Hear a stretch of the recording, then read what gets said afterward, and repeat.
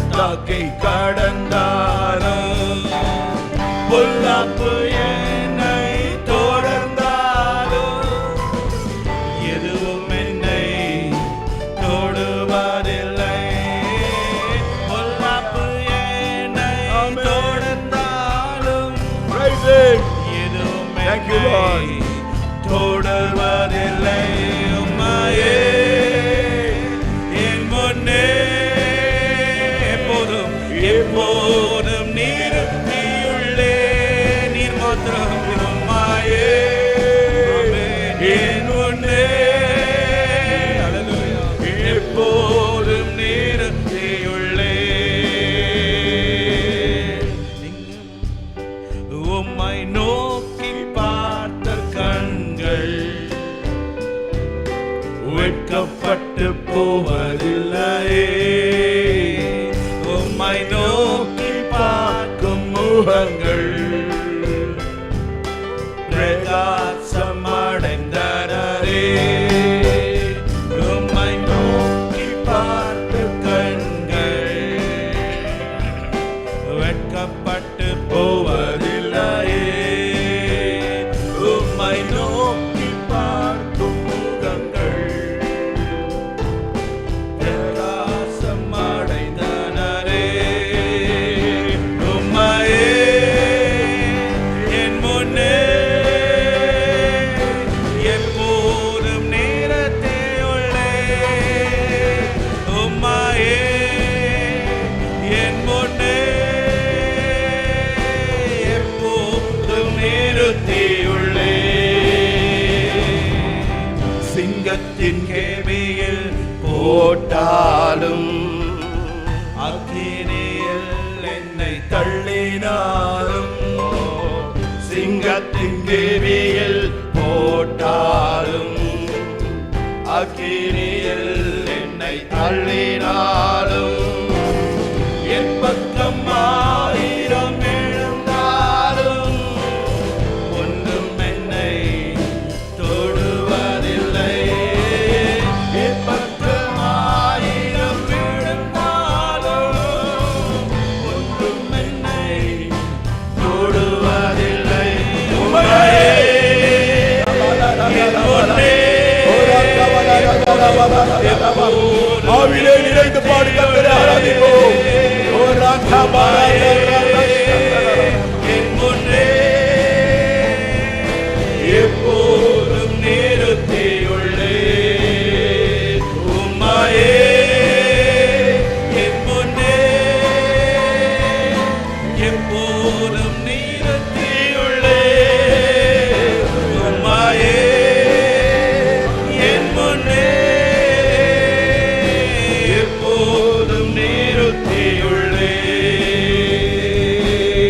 சிங்கத்தின் கேபியில் போட்டாலும் அக்கினியில் என்னை தள்ளினாலும் சிங்கத்தின் கேபியில் போட்டாலும் அக்கினியில் என்னை தள்ளினாலும் என் பக்கம் 1000 ஒன்றும் என்னை தொடுவதில்லை. என் பக்கம் 1000 ஒன்றும் என்னை தொடுவதில்லை. உம்மையே என் முன்னே எப்போதும் நிறுத்தியுள்ளே. உம்மையே என் முன்னே எப்போதும் நிறுத்தியுள்ளே. உம்மையே என் முன்னே எப்போதும் நிறுத்தியுள்ளே. உம்மையே என் முன்னே எப்போதும் நிறுத்தியுள்ளே. உம்மையே என் முன்னே எப்போதும் நிறுத்தியுள்ளே. உம்மையே என் முன்னே எப்போதும் நிறுத்தியுள்ளே.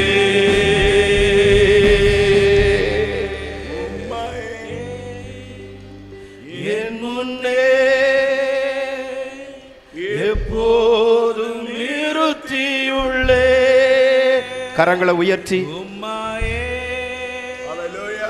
என் முன்னே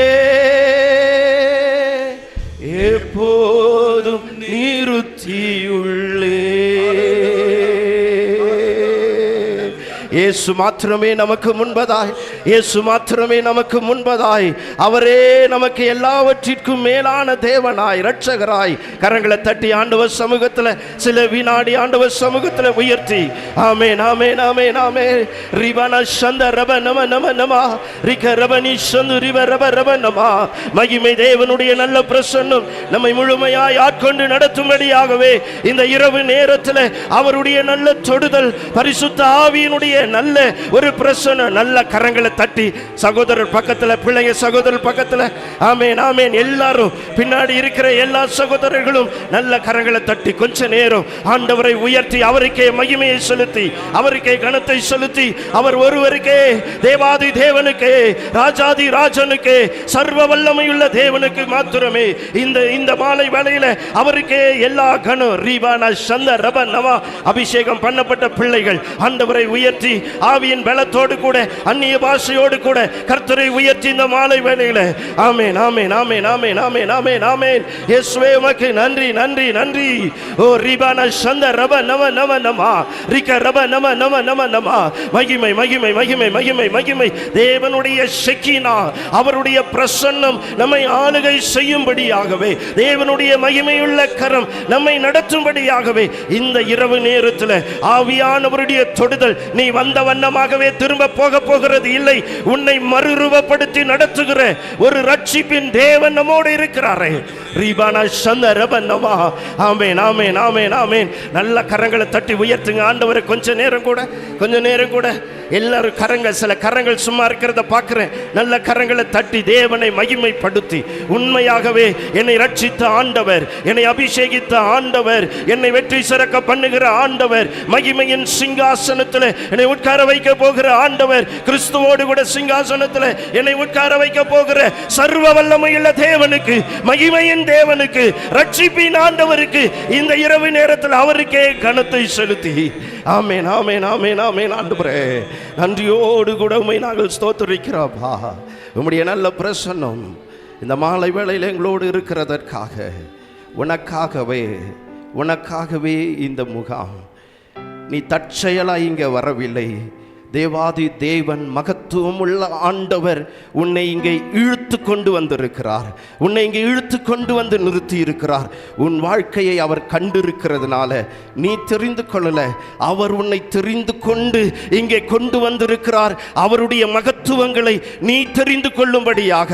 ஆமென். அவர் உன்னை தெரிந்து கொண்டு இங்கே கொண்டு வந்திருக்கிறார். அவருடைய மகத்துவங்களை நீ தெரிந்து கொள்ளுவதற்கு இந்த இரவில உன்னை இன்னும் ஆண்டவருக்கு அர்ப்பணிக்க ஆண்டவரே உமக்கு நாங்கள் நன்றி செலுத்துகிறோம். உம்முடைய நல்ல பிரசன்னம் எங்கள் மத்தியிலே இருக்கிறதற்காக ஸ்தோத்திரிக்கிறோம். ஆண்டவரே, ராஜாதி ராஜனாய், கர்த்தாதி கர்த்தராய், மகிமையுள்ள தேவனாய் எங்களுக்காகவே பூமியிலே வந்து எல்லாவற்றையும் முடித்த தேவன் நீர்.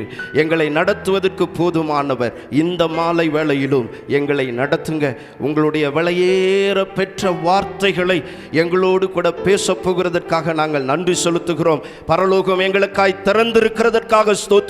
இந்த மாலை வேளையில எங்களுக்காக பரலோகம் திறந்திருக்கிறதற்காக, உம்முடைய நன்மைகளை நாங்கள் காணும்படியாக இந்த இரவு நீர் செய்ய போகிற மகத்தான கிரியைகளுக்காய் நன்றி செலுத்துகிறோம். எங்களை தாழ்த்தி அர்ப்பணிக்கிறோம். இயேசுவின் நாமத்தில் ஜெபிக்கிறோம் ஜீவனுள்ள நல்ல பிதாவே, ஆமென் ஆமென். நாம் உட்காரலாம்.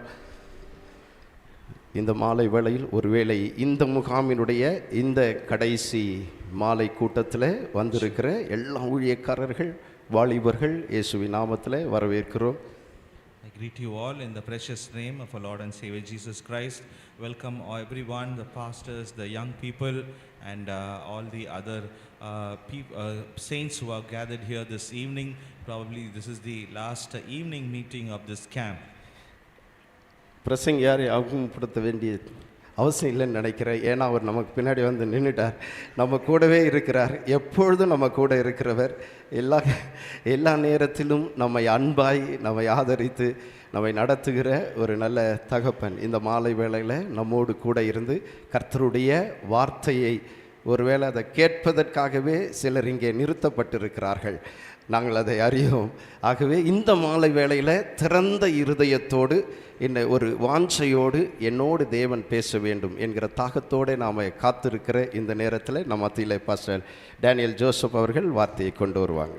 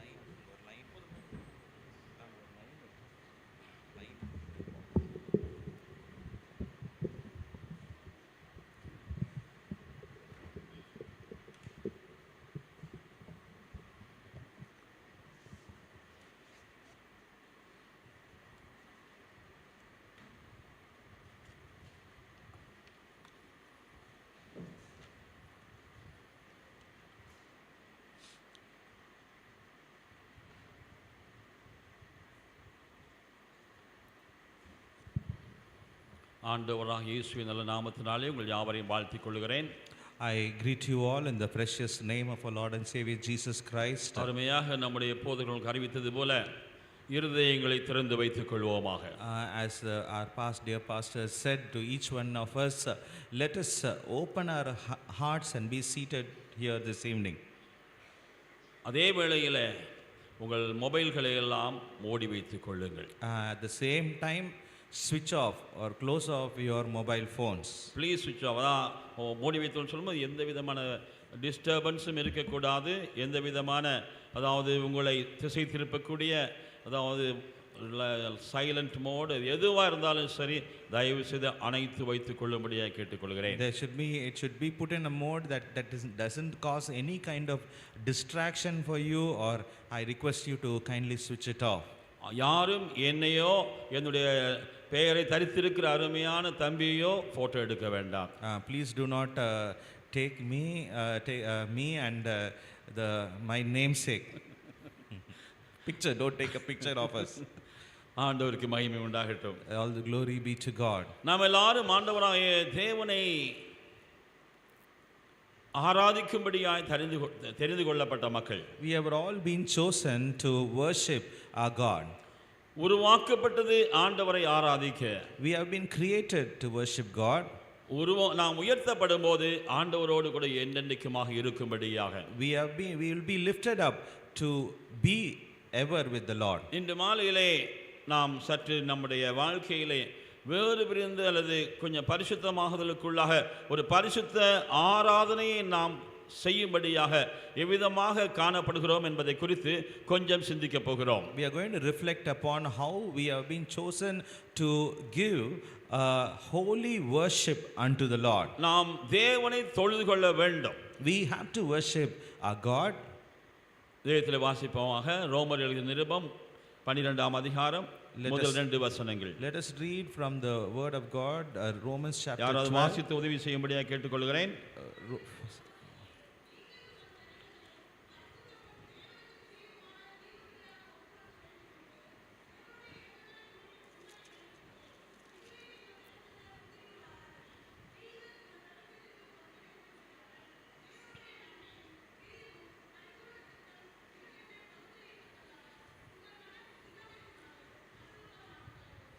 I beseech you, therefore, brethren, by the mercies of God, that ye present your bodies a living sacrifice, holy, acceptable unto God, which is your reasonable service.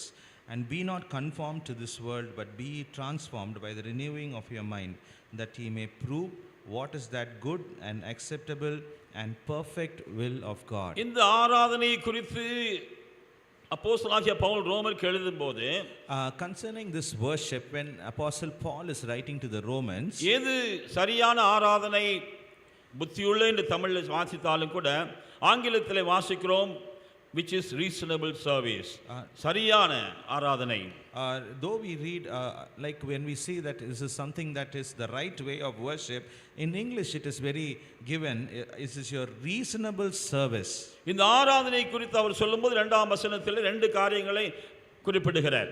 He says about two things in these two verses. ஒன்று வேஷமான ஒரு ஆராதனை, இன்னொன்று மறுரூபமாக்கும்படியான ஆராதனை. One is a worship that is being made up, The other one is a transforming worship. One is something which you are conforming to something. Next one is you are transformed to somebody. One worship is one where you conform to something. The other one is a transforming worship. எதையோ போல வேஷம் தரிக்கும்படியான ஒரு ஆராதனையும் அவர் சொல்லுகிறார். He is also talking about a worship that conforms to another standard. அடுத்தது மறுரூபமாகுவோம், இவ்விதமாய் மனம் புதிதாவதினாலே மறுரூபமாக்கப்படுவோம் என்று அவர் சொல்லுகிறார். At the same time he says that we shall be transformed by the renewing of your mind. ஆகையினால இந்த இரண்டு ஆராதனைக்கு இடையிலே நீ எதை தெரிந்து கொள்கிறாய் என்பதை நாம் முடிவு செய்ய வேண்டும். So we need to decide of these two kinds of worship, which is the worship that is you are going to choose. நம்முடைய ஆராதனை ஒரு வேஷமா அல்லது நம்முடைய ஆராதனை ஒரு மறுரூபமா? Is our worship that which conforms to something else, or is our worship something that is transformative? நம்முடைய ஆராதனை ஏதோ ஒரு பழைய ஆராதனை அல்லது பழைய மனதோடு கூட ஆராதித்துக் கொண்டிருக்கிறோமா அல்லது ஒரு மனம் புதிதாக்கப்படுவதனாலே ஆராதிக்கிறோமா? Are we worshiping in a way that we conform to something that is old and going away, but are we having our worship by something that is being renewed again and again? மனிதன் தேவனை தொழுது கொள்கிறவனாய் இருக்க வேண்டும், ஆராதிக்கிறவனாய் இருக்க வேண்டும் என்பதற்காகத்தான் தேவன் மனிதனை சிருஷ்டித்தார். God created man that he may worship God. He is not satisfied with the worship of the angels who are the spirit beings. தூதர்களுடைய ஆராதனையோடு கூட அவர் திருப்தி அடைகிற தேவன் அல்ல. அவர் மனிதனுடைய ஆராதனையை அவர் விரும்பி அந்த மனிதன் தம்மால் உருவாக்கப்பட்ட தம்முடைய கையின் சிருஷ்டியாகிய தம்முடைய எல்லா சிருஷ்டிகளின் மேன்மையுள்ளவனாகிய அவனுடைய ஆராதனையிலே பிரியப்பட வேண்டும் என்று தேவன் விரும்பினார். God desired that he may take all pleasure in the worship that man could give unto him, because he was a special creation created by his own hands. தேவனுடைய வார்த்தையிலே வாசிக்கிறோம், இந்த ஜனத்தை எனக்கென்று ஏற்படுத்தினேன், அவர்கள் என்னுடைய மகிமை வெளிப்படுத்துவார்கள், துதியை சொல்லி வருவார்கள். We read in the scriptures that this people have I formed for myself, they shall tell forth my praise. அவர்கள் துதியை வெளிப்படுத்தி வருவார்கள். They will reveal my praise. அவர்களால் ஏற்படுத்தப்பட்ட ஜனங்கள். They have been people who have been set up, ordained by the Lord. இந்த நாளிலே நாம் ஆண்டவருடைய துதியை அதாவது வெளிப்படுத்தும்படியாக நாம் ஏற்படுத்தப்பட்ட மக்கள். We have been ordained by the Lord, we have been set up by the Lord to reveal the worship, the praise of God. அகில சிருஷ்டிகளும் ஆண்டவரை துதிக்கிறது. All creations worship the Lord. ஆனால் மனுஷன் ஆண்டவருடைய துதியின் மகிமையை வெளிப்படுத்துகிறார். But man reveals the glory of his praise.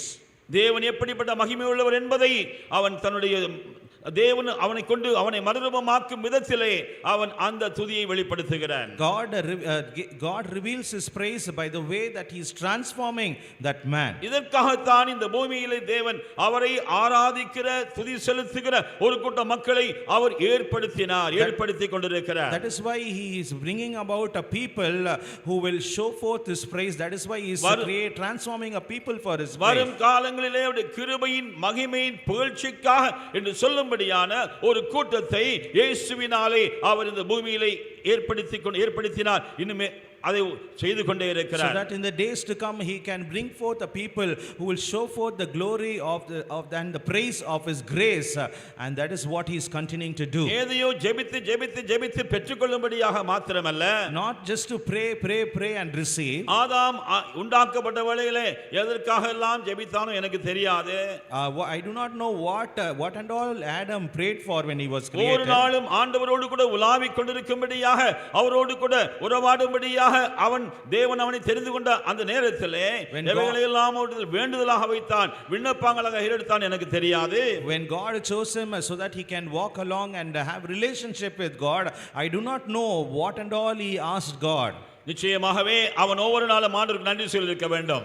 Surely he should have daily thanked the Lord. அவன் அந்த தோட்டத்துக்குள்ள எல்லா கனிகளையும் புசிக்கலாம் என்று தேவன் சொல்லியிருந்தார். God said that you can go and eat of all the fruits here. ஒன்றை மாத்திரம் புசிக்காது என்று சொன்னார். He said only to don't eat only one அது fruit. எனக்கு துதி செலுத்தாது. நீ அதை புசித்தால் நீ துதி செலுத்த மாட்டாய். Don't do that. It won't give me the praise. மரித்தவர்களும் அவனிடத்தில் இறங்குகிறவர்களும் தேவனை துதியார்கள். Those who are dead and going into the death, they will not praise God. ஆண்டவரை மரித்தவர்கள் அடுத்து those who are in silence, they cannot praise God. அவதான் வேதம் சொல்லுகிறது. சரி போகலாம். ஆகையால் மரித்தான், தேவனை துதிக்க முடியாத மாறிவிட்டான். So he died and so he changed into a person who cannot praise God. அவன் ஒவ்வொரு நாளும் ஒவ்வொரு கனியண்டை போய் சேர்ப்பான். Every day he would have praised God for something. நாமே ஒவ்வொரு நாளும் வித்தியாசமான ஆகாரங்களை புசிக்க வேண்டும் என்று விரும்பும் போது ஆதாமுக்கு அந்த விருப்பம் இருந்திருக்காதா? So even if we want to taste different types of food for different days, wouldn't have Adam also had the same feeling? நேத்து சிக்கன் போட்டீங்க, இன்னைக்கு சிக்கன் போடுறீங்க, இன்னைக்கு மட்டன் போட கூடாதா? Yesterday you put chicken, today also you are putting chicken. Why can't I have some mutton today? இன்னைக்கு chicken போட்டீங்க, இன்னைக்கு மட்டன் போட்டீங்க, நாளைக்கு தயவு செய்து இத போடாதீங்க, மீனை போடுங்க. Today I am having mutton, tomorrow fish please. அப்படிப்பட்ட ஜெனரேஷன்ல நம்ம இருக்கிறோம். That is how the kind of people that we are. அதே மாதிரி நம்ம ஆண்டவர் சொல்றோம், ஆண்டவரே நேத்து நல்லா சிக்கன் கொடுத்தீங்க, அது ஸ்தோத்திரம். இன்னைக்கு மட்டன் கொடுத்தீங்க, ஸ்தோத்திரம். நாளைக்கு மீன் கொடுப்பீங்கன்னு விசுவாசிக்கிறோம், ஸ்தோத்திரம். நாளைக்கு மீன் இல்ல. So he would have said that today you are giving chicken, tomorrow mutton, and the next day you will also give me fish.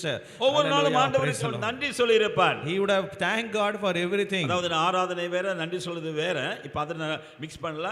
அவன் ஆண்டவரை பார்த்து ஆண்டவரே உமக்கு நன்றி என்று சொல்லி இருப்பான்.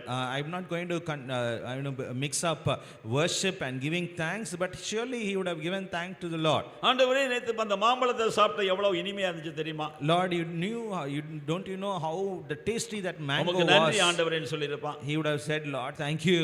ஆண்டவரே இன்னைக்கு நேத்து வந்த இந்த அருமையான கொய்யாவை சாப்பிட்ட ஆண்டவரே, அது இன்னும் நல்லா இருந்துச்சு ஆண்டவரே. He would have told, yesterday I had tasted this guava, it was so nice, thank you Lord. வித்தியாசமான டேஸ்டா இருந்துச்சு ஆண்டவரே. Different taste Lord. ஆண்டவரே இன்னைக்கு அந்த நாவல் பழத்தை சாப்பிட்டேன், அது இன்னும் அதிகம் நல்ல வித்தியாசமா இருந்துச்சு ஆண்டவரே. I had this and other fruit, it was so tasty Lord. இவ்விதமா நிச்சயமா ஆண்டவர் நன்றி சொல்லியிருப்பான் நம்புறேன்.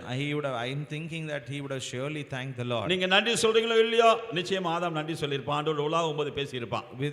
Whether you are saying thank you Lord or not, Adam would have surely thanked the Lord. This is how he would have talked. அவன் நிச்சயமா ஆண்டவரை பார்த்து, ஆண்டவரே நல்லா சாப்பிட்டு பார்த்து, ஆண்டவரே இன்னும் வேற ஏதாவது புதுசா இருக்கா, நீங்க கொஞ்சம் செய்து கொடுங்க, நான் நிச்சயம் கேட்டிருக்கவே மாட்டான். He would never have asked God, Lord, I have eaten all these things, is there anything new that I can taste of? அவன் வேண்டிக் கொள்வதற்கு இடமில்லாதபடிக்கு அவன் ஆண்டவருக்கு நன்றி சொல்லும்படியாக தேவன் அவனுக்கு எல்லாவற்றையும் நிறைவாய் கொடுத்திருந்தார். தேவனுக்கு மகிமை செலுத்தும்படியாக God had given him everything so that he can give him glory, and so that God would have, in such a way that God had given him everything that he can. அவன் தேவனோடு கூட உலாவி, தேவனோடு கூட அந்த உறவை அனுபவிக்கும்படியாக தேவன் அவனுக்கு எல்லா நிறைவையும் கொடுத்து அவனை ஆசீர்வதித்தான், உண்டாக்கினார். God had created him and given him all of his fullness and blessed him with that fullness. ஆனால் பாவம் அதையெல்லாம் அவனை விட்டு விலக்கிற்று. But sin took away all that from him. ஒருவேளை அவன் பாவம் செய்ததற்கு பின்பு அந்த மரத்தின் அந்த சுவையை ஒருவேளை ருசி எண்ணி பார்த்து அவன் உண்மையாகவே துக்கித்திருக்கலாம். He might have thought about that sin and he would have worried, thinking what had happened to him. அதற்கு பின்பு அவனுக்கு சம்பவித்தவை நமக்கு வேதத்தில் நன்றாக தெரியும். We know what happened to him from the word of பாவம் God. எப்படி அவனை துதிக்க முடியாதபடிக்கு மாற்றி விட்டது. The sin made him as one who cannot praise God. அவனுக்கு நன்றாக ஒரு மனைவியை ஆண்டவர் கொடுத்த வேளையில அவளை குறித்து அவன் பெருமிதம் கொண்டு ஆண்டவருக்கு நிச்சயமாகவே அவன் நன்றி சொல்லுகிறான். He would have thanked God and taking pride in the woman that God had given to him. ஆனால் பாவம் செய்த பின்பு, but after he had அந்த sinned, மனைவியை கொடுத்ததற்காகவே ஆண்டவருக்கு குறை கூறுகிறான். after he had sinned, he is complaining to God about the same woman. அதுதான் மனுஷன், and that is man. பாவம் அதுதான் மனிதனுக்கு செய்தது. That is what a sin can do to man. தேவன் அவனுக்கு கொடுத்த நல்ல எல்லாவற்றையும் அவன் மறக்க செய்து, அல்லது அவன் மறுதலிக்கும்படியாக செய்து, அவன் கில்லாத தீமைகளை பார்த்து ஆண்டவருக்கு விரோதமாய் அவனை மாற்றிற்று. He forgot everything everything that all God had done for him, but it made him into a man who could started complaining, a man who turned against God. தேவனை துதிக்க முடியாதபடிக்கு அவனுக்கு ஒரு உள்ளத்தை கொடுத்து விட்டது. It gave him a heart so that which cannot praise God. இன்றைக்கு ஒருவேளை இன்னைக்கு நீ துதிக்க முடியாமல் இருக்கிறாய் என்றால் தேவன் எனக்கு இதை கொடுக்கவில்லை அதை தரவில்லை என்று சொல்லி அவிதமாய் நீ துதிக்காமல் இருக்கலாம். Today if you are not praising God, you might be saying, God has not given me this. அருமையானவர்களே, Dear brother, நல்ல தேவன் நன்மையானவைகளை தருகிறவராய் இருக்கிறார். God always gives that which is good. அதனால அவர் என்ன செய்கிறார், சகோதரரே என்று சொல்லி அதை ஆரம்பித்து நாம் எவ்விதமாய் ஆராதிக்க வேண்டும் என்று சொல்லுகிறார். So he is taking that and he is starting by saying, dear brethren, தயவு செய்து நீங்க இந்த அந்த ஆராதனை ஜீவனுள்ள ஒரு பலியாக நம்ம அர்ப்பணித்து நம்முடைய சரீரத்தை அர்ப்பணித்து ஒரு ஆராதனை செய்ய வேண்டும் என்றால் முந்தின அதிகாரத்தின் பகுதியை கொஞ்சம் பார்த்துவிட்டு நீங்கள் செய்தால் நன்றாயிருக்கும். if you want to give a reasonable service or worship unto the Lord according to these verses, it will be better if you can contemplate on the verses that are there in the previous chapter. எங்கே இருந்தெல்லாம் தேவன் நம்மை மாற்றி இருக்கிறார். From where has God changed us? அதனால் நிச்சயமாகவே தேவன் நமக்கு ஒரு ஆராதனைக்குரிய ஒரு வாழ்க்கையை கொடுக்கிறார். Surely God is giving us a life of worship. வார்த்தையினால் ஆராதிப்பது ஒன்று, வாழ்க்கையினால் ஆராதிப்பது வேறொன்று. It is one to worship God by words, the other is to worship God by our life. வார்த்தையினால் ஆராதிக்க கூடாது என்று நான் சொல்லவில்லை. I am not saying that you cannot worship him with your words. நான் பாடும்போது என் ஆத்துமாவும் நீர் மீட்டுக்கொண்டேன், என் ஆத்துமாவும் என் உதடுகளும் என் நீர் மீட்டுக்கொண்டேன் ஆத்துமாவும் உம்மை புகழும் என்று சங்கீதக்காரன் சொல்கிறார். The psalmist says that when I praise you, my soul which thou hast redeemed and my lips, both of them will sing of your praise, O Lord. நீர் அதாவது என் உதடுகளும் உம்மை புகழும், My lips shall utter your praise. என் வார்த்தைகள் உமக்கு புகழ்ச்சியை தரும். My words shall give you all the praise. ஆனால் என் வார்த்தைகள் என்னுடைய வாழ்க்கையின் அதாவது மீட்டுக் கொள்ளப்பட்ட ஆத்துமாவின் அடித்தளத்திலிருந்து வர வேண்டும். But it should come from the depths of the soul which you have redeemed. என் உதடுகளும் என் ஆத்துமாவும் ஒருங்கிணைந்ததாய் காணப்பட வேண்டும். My lips and my soul should be united together. அருமையான சகோதர சகோதரிகளே, Dear brothers and sisters, அதாவது இன்றைக்கு நாம் ஒரு குறிப்பிட்ட பழைய ஏற்பாட்டு பகுதியை நான் உங்களோடு பேச விரும்புகிறேன். I would like to talk from Old Testament scripture. நிறைவான முழுமையான ஆராதனையை செய்ய முடியாதபடிக்கு உன்னை தடுக்கக்கூடியவைகள் எவைகள் என்று சொல்லி. What are those which really make you not to give a reasonable worship unto the Lord? ஆண்டவர் அருமையாய் ஒரு தமக்கென்று ஒரு ஜனத்தை உருவாக்கும்படியாக முதலாவது ஒரு மனிதனை தெரிந்து கொண்டார், ஆபிரகாம் என்று சொல்லும்படியானவன். We see that God chose a man who he set apart for himself, and his name was Abraham. ஆபிரகாமிலிருந்து தேவனை தொழுது கொள்ளக்கூடிய ஒரு சந்ததி அல்லது ஒரு வம்சம் உருவாகிறது. From Abraham there comes a generation which would worship God. விக்கிரகாராதனைக்காரர் மத்தியிலிருந்து தேவன் அவனை வேறுபடுத்தி வெளியே கொண்டு வந்து அவனை தனிமைப்படுத்தி அவனுக்குள் வேறு இடங்களை கொடுத்து தேவன் அவனை ஆராதிக்கிறவனாக, தேவனை மாத்திரம் ஆராதிக்கிறவனாக அவர் வைத்தார். God separated him from a family that was worshipping idols and brought him out into a land, gave him a set of people and made him as a family and a generation to praise him. இந்த ஜனத்தை எனக்கென்று ஏற்படுத்தினேன் என்று சொல்வதற்கான அப்படிப்பட்ட கூட்டத்தை அவர் ஆரம்பித்தார். This people have I formed for myself, and so God started this creation. தனித்தனியாக ஆராதித்த மக்கள் இருந்திருக்கிறார்கள். There might be people who would have worshipped God individually. அருமையானவர்களே, தேவனுக்கு தேவை ஒரு கூட்டம் ஜனம் அவரை இங்கே ஆராதித்து அந்த ஆராதனை நிறைவினாலே அவர்கள் தேவ சமூகத்துக்கு செல்லும்போது எந்தெண்டுமாய் தேவனுக்கு மகிமையான புகழ்ச்சியை தெரிவிக்கிறவர்களாய் காணப்பட வேண்டும் என்பதே. God's desire is that he will form a people for himself so that all the people together would go forth into eternity and sing forth his praise forever and forever. நம்முடைய ஆராதனை இங்கே முடிவதல்ல. Our worship is not going to end இந்த here. சரீரத்திலிருந்து நாம் ஆராதிக்கிற ஆராதனை, The worship that we do in our bodies, நம்மை மறுரூபப்படுத்தி it is transforming us again and again. முற்றிலுமான மறுரூபமாக்கப்பட்டவர்களாய் தேவ சமூகத்துக்கு ஏறெடுக்கப்பட்டு, So it is transforming and taking us into the presence of God. அங்கே ராஜாதிராஜாவின் சமூகத்திலே என்னென்னைக்குமாய் ஆராதிக்கிறவர்கள், அதாவது அவரை முற்றிலும் முற்றிலுமாக ஆராதிக்கிறோம், வெளிப்படுத்திக் கொண்டே இருப்போம். And we will be reflecting the glory of God through our worship when we enter into His eternal presence. அதற்காகத்தான் ஆராதனை. And that is why worship is there. ஆராதனை என்பது வேறுபரிக்கப்பட்டவர்களால் மாத்திரமே செய்யப்படக்கூடியது. Worship is something that can only be done by those who are being set apart. தேவனால் ஏற்படுத்தப்பட்ட மக்கள், Those people who have been formed by God. அவர்கள்தான் உண்மையான ஆராதனையை வெளிப்படுத்த முடியும். Only those who can really reveal the true worship. தேவனால் ஏற்படுத்தப்படாதவர்கள் நிச்சயமாகவே ஆராதிக்கிறதை போல காணப்பட்டாலும் அது வேஷமாகவே காணப்படும். Those who have not been formed by God, even though they worship, it can only be something that is being make-up worship. ஆகையால் இன்றைக்குள்ள கிறிஸ்தவத்திலே, That is how in today's Christianity, வேஷதாரிகளான ஆராதிக்கிறவர்களும் உண்டு. there are people who are acting as though they are worshiping. மனம் புதிதாக்கப்படுவதனாலே மறுரூபமாகிக் கொண்டு ஆராதிக்கிறவர்களும் உண்டு. There are people who have been transformed and offering their worship by the renewing of their mind. இதை நாம் எதை தெரிந்து கொள்ள போகிறோம்? Of these two, what is that we are going to choose? இந்த ரெண்டுக்கும் இடையிலே அங்கே ஒரு பெரிதான போராட்டம் அல்லது பெரிதான பிளவு காணப்படுகிறது. Between these two there is a struggle. Between these two there is a great gulf. இதற்காக பிசாசு பல ஒரு சில தந்திரங்களை அவன் செய்கிறான். This is why the devil uses certain tactics. ஆராதிக்க வேண்டாம் என்று சொல்ல மாட்டான். He won't say don't worship. நீ தேவனை ஆராதிக்குரிய மனிதனாய் இருப்பாய் என்றால் சரிதான், நீ Arathi. He says if you one person who is worshiping God, he'll say go ahead and worship the Lord. ஆனால் இப்படி ஆராதிக்காதே. But don't worship like this. தேவன் விரும்புகிற ஆராதனை வேறு. The worship that God desires is something else. நான் தேவனுக்கென்று பிரிக்கப்பட்டவன், ஏற்படுத்தப்பட்டவன், ordained for God, ordained by God என்று சொல்லி நான் பிரிக்கப்பட்டவனாய் நான் ஆராதிக்க வேண்டியவன் என்கிற நிலவரத்திலிருந்து உன்னை மாற்றும்படியாக, as one who has been called to worship, as one who is formed, as one who is ordained, and as one who is being set apart by God. அவன் என்ன சொல்லுவான் என்றால், இப்படி ஆராதிப்போம், நீ தேவனை ஆராதித்துக்கொள் போதும். He says you will say like this, you worship God, that is enough. பழைய ஏற்பாட்டிலிருந்து ஒரு சில குறிப்புகளை மாத்திரம் மிக சுருக்கமாக கொடுத்துவிட்டு முடிக்க விரும்புகிறேன். I would like to close and quoting some portions of the scripture from the Old Testament and close it shortly. நீ எப்படி ஆராதிக்கிறாய்? How are you worshiping ஆராதிக்கிறான் God? சொல்லும்போது தயவு செய்து நம்ம கையை தூக்கி பாட்டை பாடி ரொம்ப அதாவது கண்ணெல்லாம் மூடி அப்படி சொல்லல.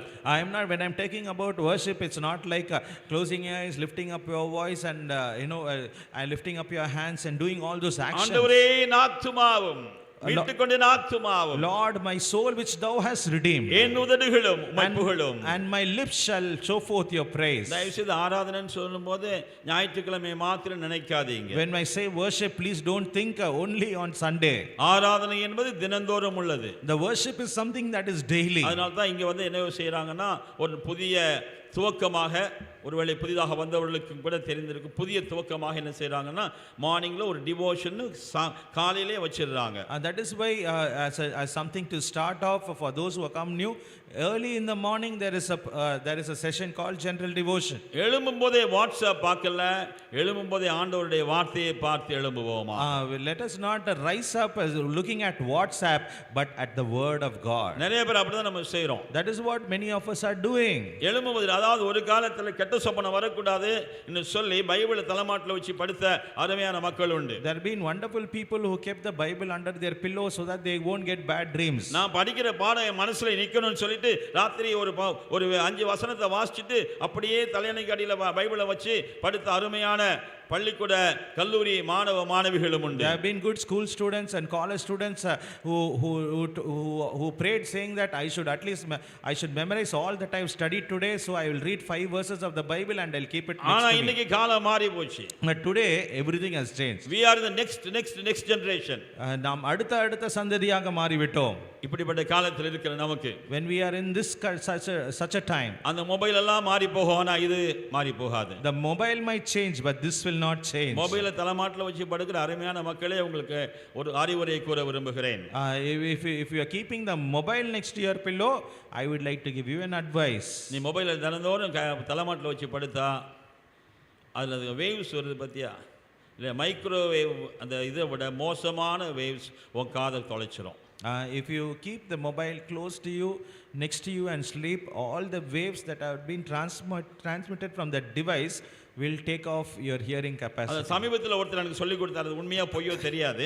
Somebody else taught me recently, I do not know whether it's உண்மையா true இருந்தா or false. எடுத்துக்கொள்ளுங்க, பொய்யா இருந்தா விட்டுருங்க. If it is true, take it. If it is false, leave it. நான் அதை நிதானிக்க, ஒரு நியாயம் தீர்க்க ஒரு நீதிபதி அல்ல. I am not a judge to discern about this. நிறைய பேர் இங்க தான் மொபைலை வச்சுக்கிறோம். Many of them keep their mobiles over here. அப்படிப்பட்டவங்களாம் சீக்கிரம் ஹார்ட் அட்டாக் செத்து போயிடுவாங்களாம். He said if they keep it here, they will die very quickly with an heart attack. நான் உங்களை பயமுறுத்தல. I am not going threatening you. அப்படி சொல்றாங்க. They say like that. ஆனா நீ எங்க மொபைலை வச்சாலும் இது சாவுதான். Wherever you keep the mobile, death is sure. Mobile cannot take you to life and give you life eternal. ஒரு அலைபேசி உன்னை நித்திய ஜீவனுக்கு நேராக கொண்டு செல்ல முடியாது. Mobile will take away your eternal life and also finally your physical life also. அலைபேசியானது அதாவது உன்னுடைய நித்திய வாழ்க்கையை எடுத்து போடும், உன்னுடைய சரீர பிரகாரமான வாழ்க்கையையும் கெடுத்து விடும். சீக்கிரமாக நீ மரிப்பதற்கு உனக்கு அதாவது ஸ்லோ டெத் கொடுக்கிறதுக்கு அது ஒரு slow poison. It is a slow poison so that you can slowly die. இதெல்லாம் சாதாரணமா எங்க சபையில அதிகமா சொல்லுவேன்.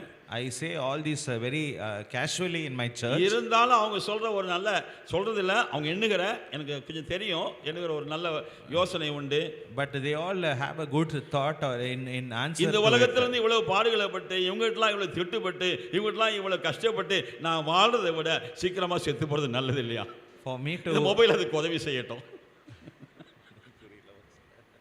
இவங்ககிட்டலாம் இவ்வளோ பாடுபட்டு கஷ்டப்பட்டு திட்டு அதாவது எல்லாம் பட்டு நான் கஷ்டப்படுறதை விட அப்படி வாழ்றதை விட இந்த மொபைலில் ஸ்லோ டெத்து கொடுத்து நான் செத்து போகிறது எவ்வளவு நல்லது இல்லை. By suffering all these things, by living out in this world, it is better that I have this mobile and I die slowly. அதனால் உங்கள் மொபைலை பற்றி நீங்களே கவனமாக இருங்க. So please be careful about your mobile. அதாவது ஞானி சொல்லுகிறார், ஜீவனும் மரணமும் நாவின் சத்தமா சொல்லுங்க அதிகாரம். நாவுக்கு ஒரு அதிகாரம் உண்டு.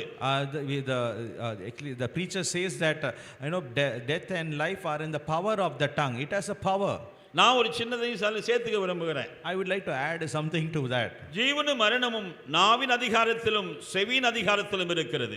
Death and life are in the power of the tongue and also the ear.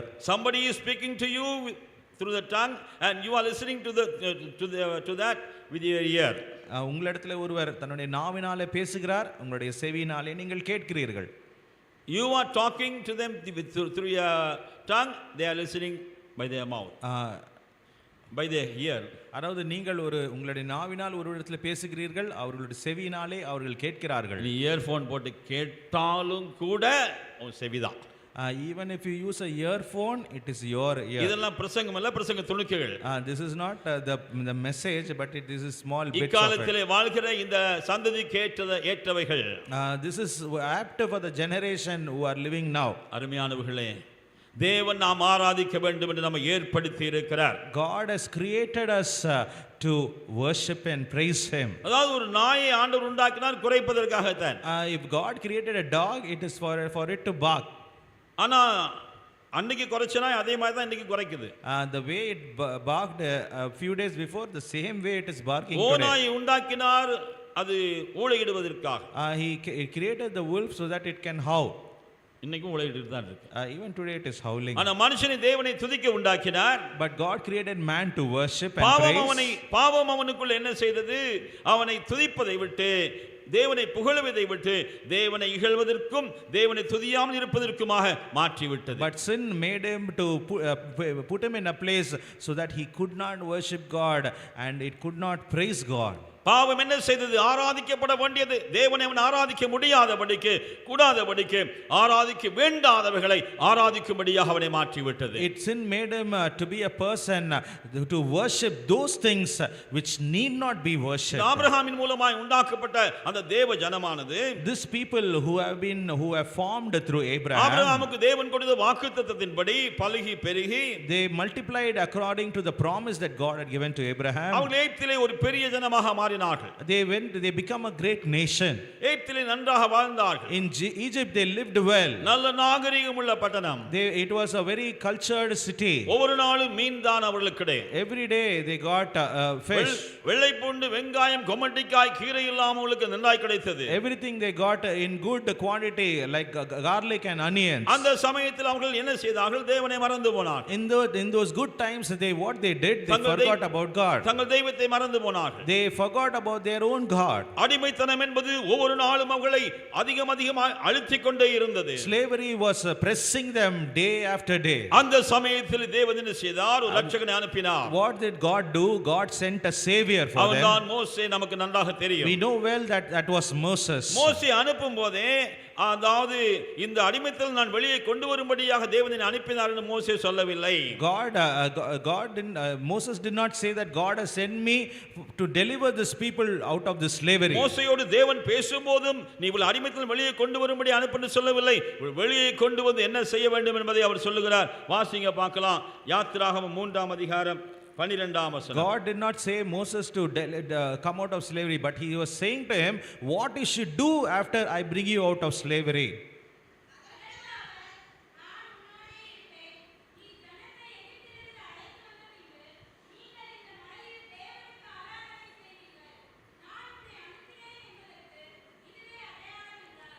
நான் உன்னை அனுப்பினேன் எதற்காக?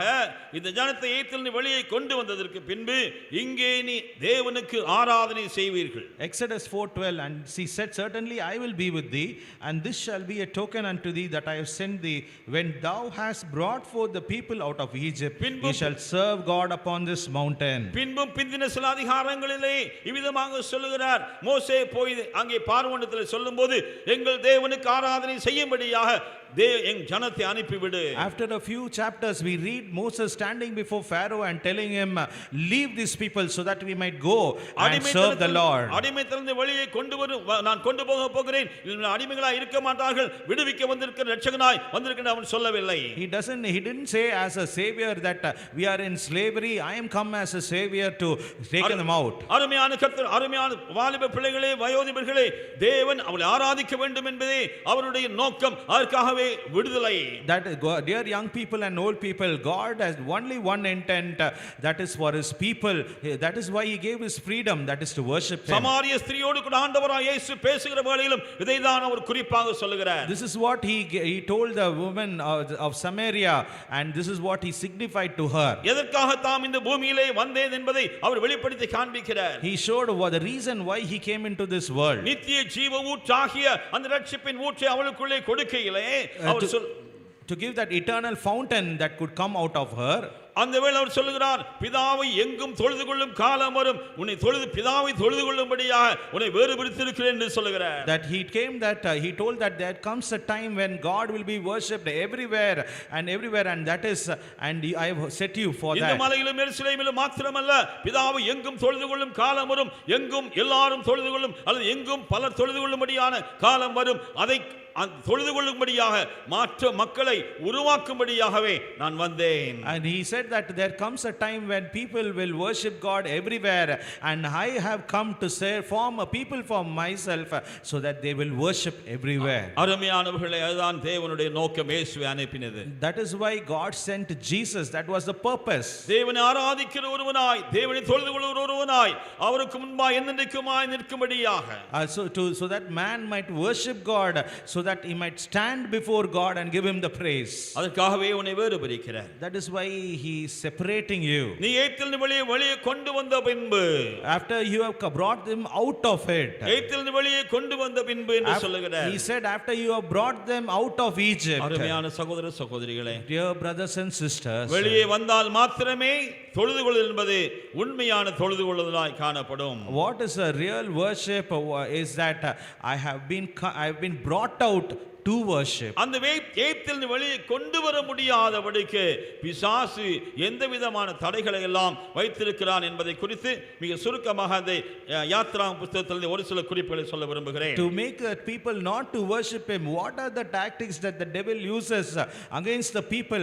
I would like to tell you shortly from the book of Exodus. நீ தேவனை தெரிந்து கொள்ளப்பட வேண்டும் என்று ஏற்படுத்தப்பட்ட அல்லது வேறு பிரிக்கப்பட வேண்டும் என்று தேவனால் தெரிந்து கொள்ளப்பட்ட ஒரு அருமையான ஸ்திரீயாய் புருஷனாய் இருப்பாய் என்றால், if you are a man and woman who has been separated out for God to give that which is a reasonable service to God, அவருடைய அந்த தீர்மானத்தையும் திட்டத்தையும் எந்த பிசாசின் வஞ்சனைகளும் தடுக்க முடியாது. nothing can hinder that purpose that God has for you.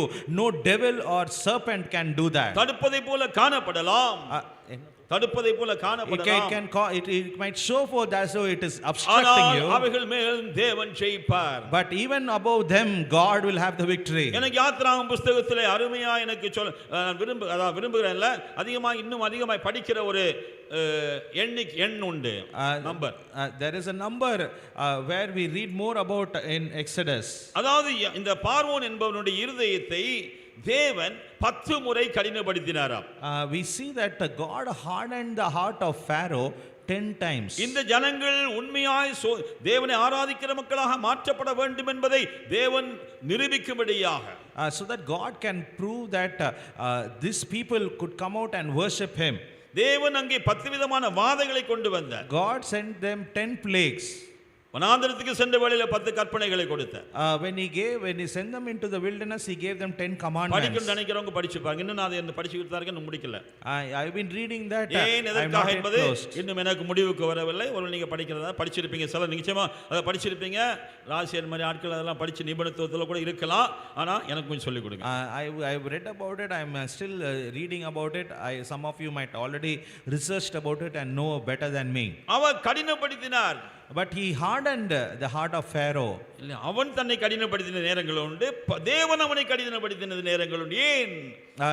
இவர்கள் உண்மையாய் ஆராதிக்கிற மக்களாய் வெளியே நான் கொண்டு வர வேண்டும்.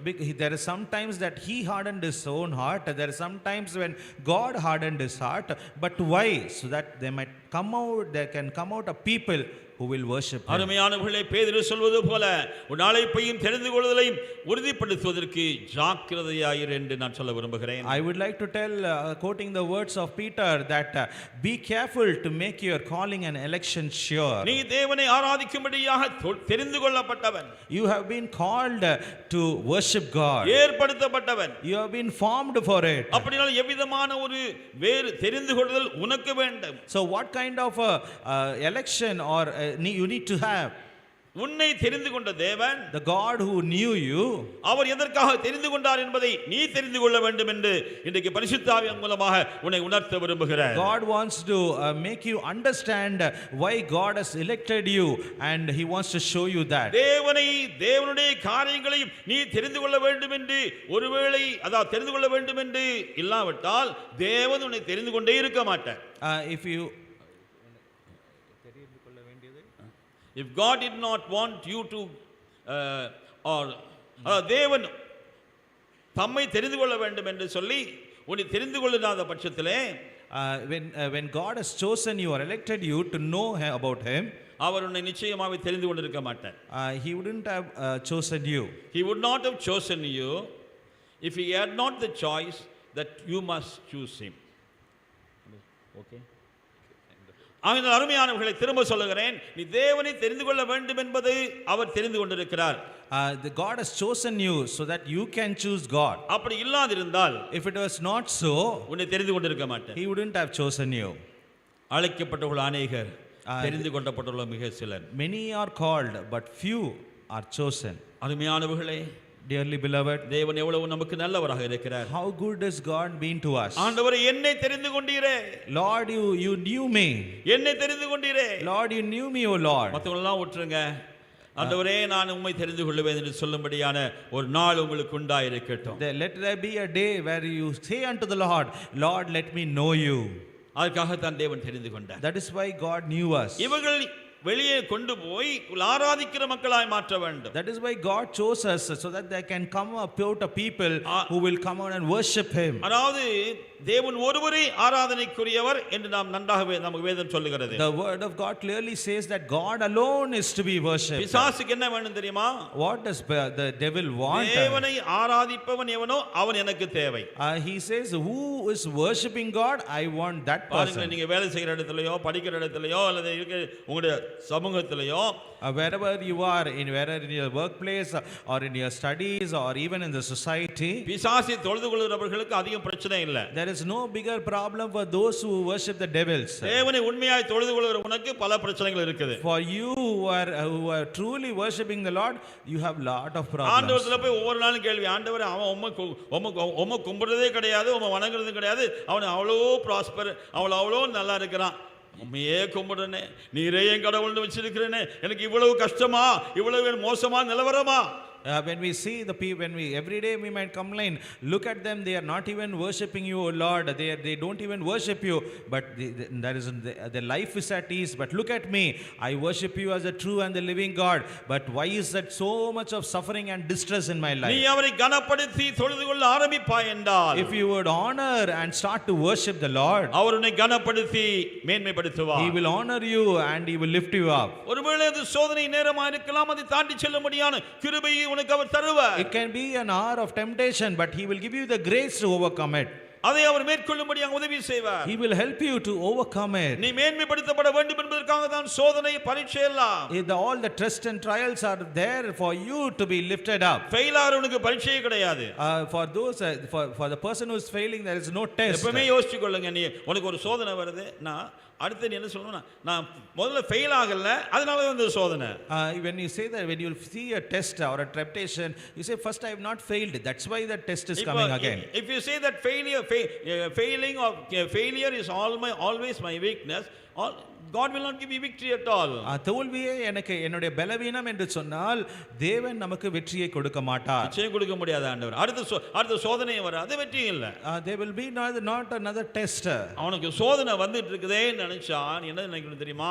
ஏற்கனவே எனக்கு இந்த சோதனை வந்துச்சு, ஏற்கனவே எனக்கு இதெல்லாம் வந்துச்சு, நான் ஜெயிச்சிட்டேன், அதனால அடுத்த சோதனை. Why the temptation is coming again? Because already the temptation came and you have already won over it. That is why again the temptation is coming to you. 9வது பாஸ் பண்ணிட்டேன், அடுத்த நாள் 10வது பப்ளிக்.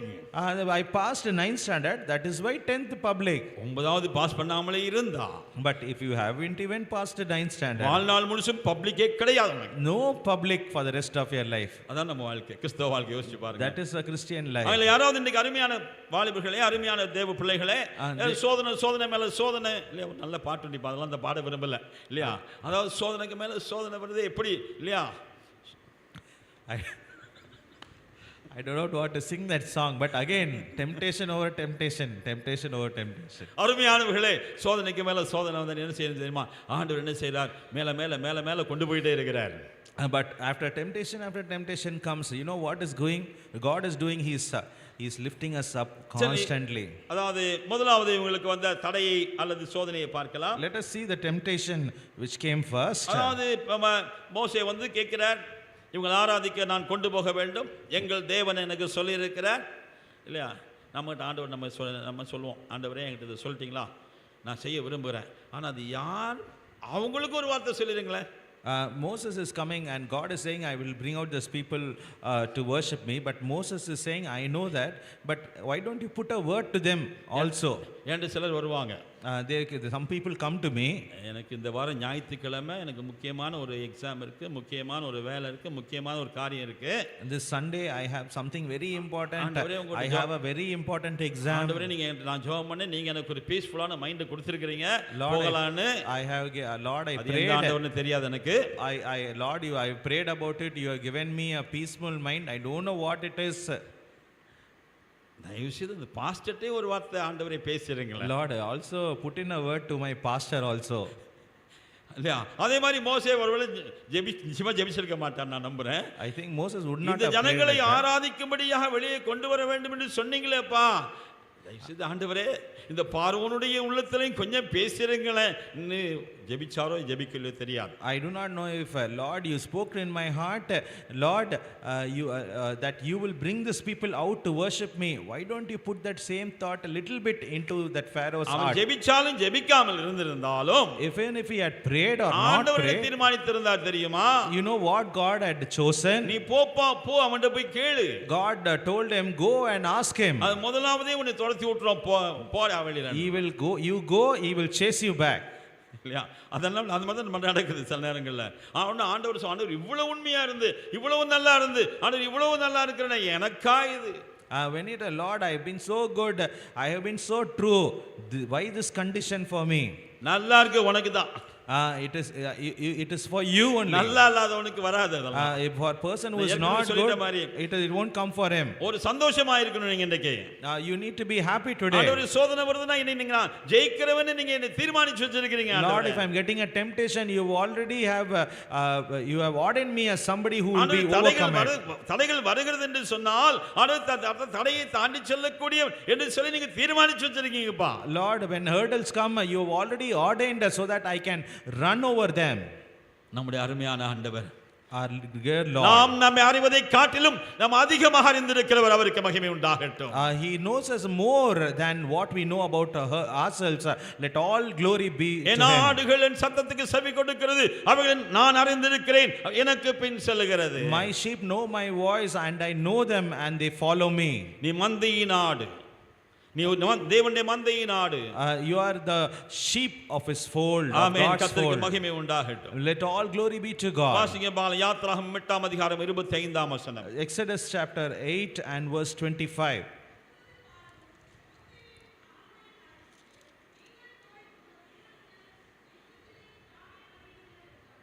அவன் இப்போ பார்வோன் முதல்ல கொஞ்சம் வேணாம்லாம் சொல்லி பார்த்தார். Pharaoh initially told no, don't go. அதற்கு முன்பு நீங்க முன்புள்ள அதிகாரங்களை பார்த்தீங்கன்னா சில வாதைகள் வந்தது. Some plagues had come. அந்த வாதைகள் மூலமாக பார்வோன் இருதயத்தை கடினப்படுத்தினான். வாதைகள் அப்புறம் அதுக்கப்புறம் சரி போங்க ஆண்டவர் கொஞ்சம் இடம் கொடுத்தா அதை முதலாவது இடம் கொடுக்கிற வருகிறான். பரவாயில்ல நீங்க போங்க, ஆராதனை செய்யுங்க, உன் தேவனுக்கு ஆராதனை செய். திரும்ப வாசியுமா அந்த வசனத்தை சத்தமா.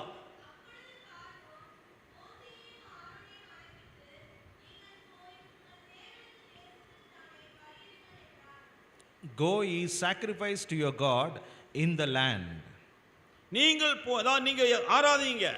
He's saying you worship. இனிமே ஆராதனை தடுக்க மாட்டேன். I will not stop your worship or your உனக்குன்னு ஒரு sacrifice. கடவுளை தெரிஞ்சுக்கிட்ட. You have chosen a God for yourself. அந்த கடவுளுக்கு ஆராதிக்க வேண்டும் என்று நீ தீர்மானித்து விட்டாய். You have already determined that you have to give your worship or sacrifice to that God. அந்த கடவுள் தான் உன்னுடைய கடவுள் என்று சொல்லி அவரை மகிமைப்படுத்த வேண்டும் என்று தெரிந்து கொண்டாய். You have already chosen so that he is your God and you want to glorify him. ஆனா என்ன செய்ய? But what you should do? எகிப்திலே இருந்து Arathi. He is saying stay in Egypt and you worship முதலாவது him. அவன் போடுகிற தடை, The first hindrance, obstruction that is put. அதாவது மிக பெரும்பான்மையான மக்களுடைய முதலாவது நிலவரம் அது. This is the condition of the majority of Christians today. வேறு பிரிந்து வராதே. It ஆண்டவர் என்ன சொன்னார் மோசேயோடு, இந்த மலையிலே நீங்கள் வெளியே எகிப்திலிருந்து வெளியே வந்து இந்த மலையிலே ஆராதிப்பீர்கள். God had told Moses that you will come out of Egypt and serve me in this mountain. ஆனால் இந்த பார்வோன் என்ன சொல்லுகிறார்? But what is this Pharaoh saying? ஒரு பாதி பர்மிஷன் கொடுக்கிறான். He is giving them a half permission. இங்க நீங்க ஆராதிங்க, உங்க கடவுளுக்கு ஆராதனை பண்ணுங்க. You as worship however you how much you want, but do it here. எகிப்திலே இருந்து நீ Arathi. Stay in Egypt and you worship. நிறைய பேசலாம் அதை பத்தி. நீ இருக்கிற அடிமைத்தனத்திலிருந்தே ஆராதனை செய். I've told this before, but stay wherever stay in the slavery and worship him. உன் அடிமைத்தனம் எது அடிமைப்படுத்தி கொண்டிருக்கிறதோ அங்கே இருந்து ஆண்டவருக்கு அல்லேலூயா சொல்லிக்கிட்டே இரு. Wherever your slavery, where your bondage is keeping you as a slave, stay there and worship God. எகிப்தை குறித்து பல காரியங்கள் பேச முடியும். We can say a lot of things about ரெண்டு Egypt. காரியத்தை மாத்திரம் சொல்ல விரும்புகிறேன். I would like to say two things. ஆளோட்டிகள் அவர்களை ஒவ்வொரு நாளும் ஓட்டிக் கொண்டிருந்தார்கள். ஆளோட்டிகள், men were always chastening them. They were always over them, over the people.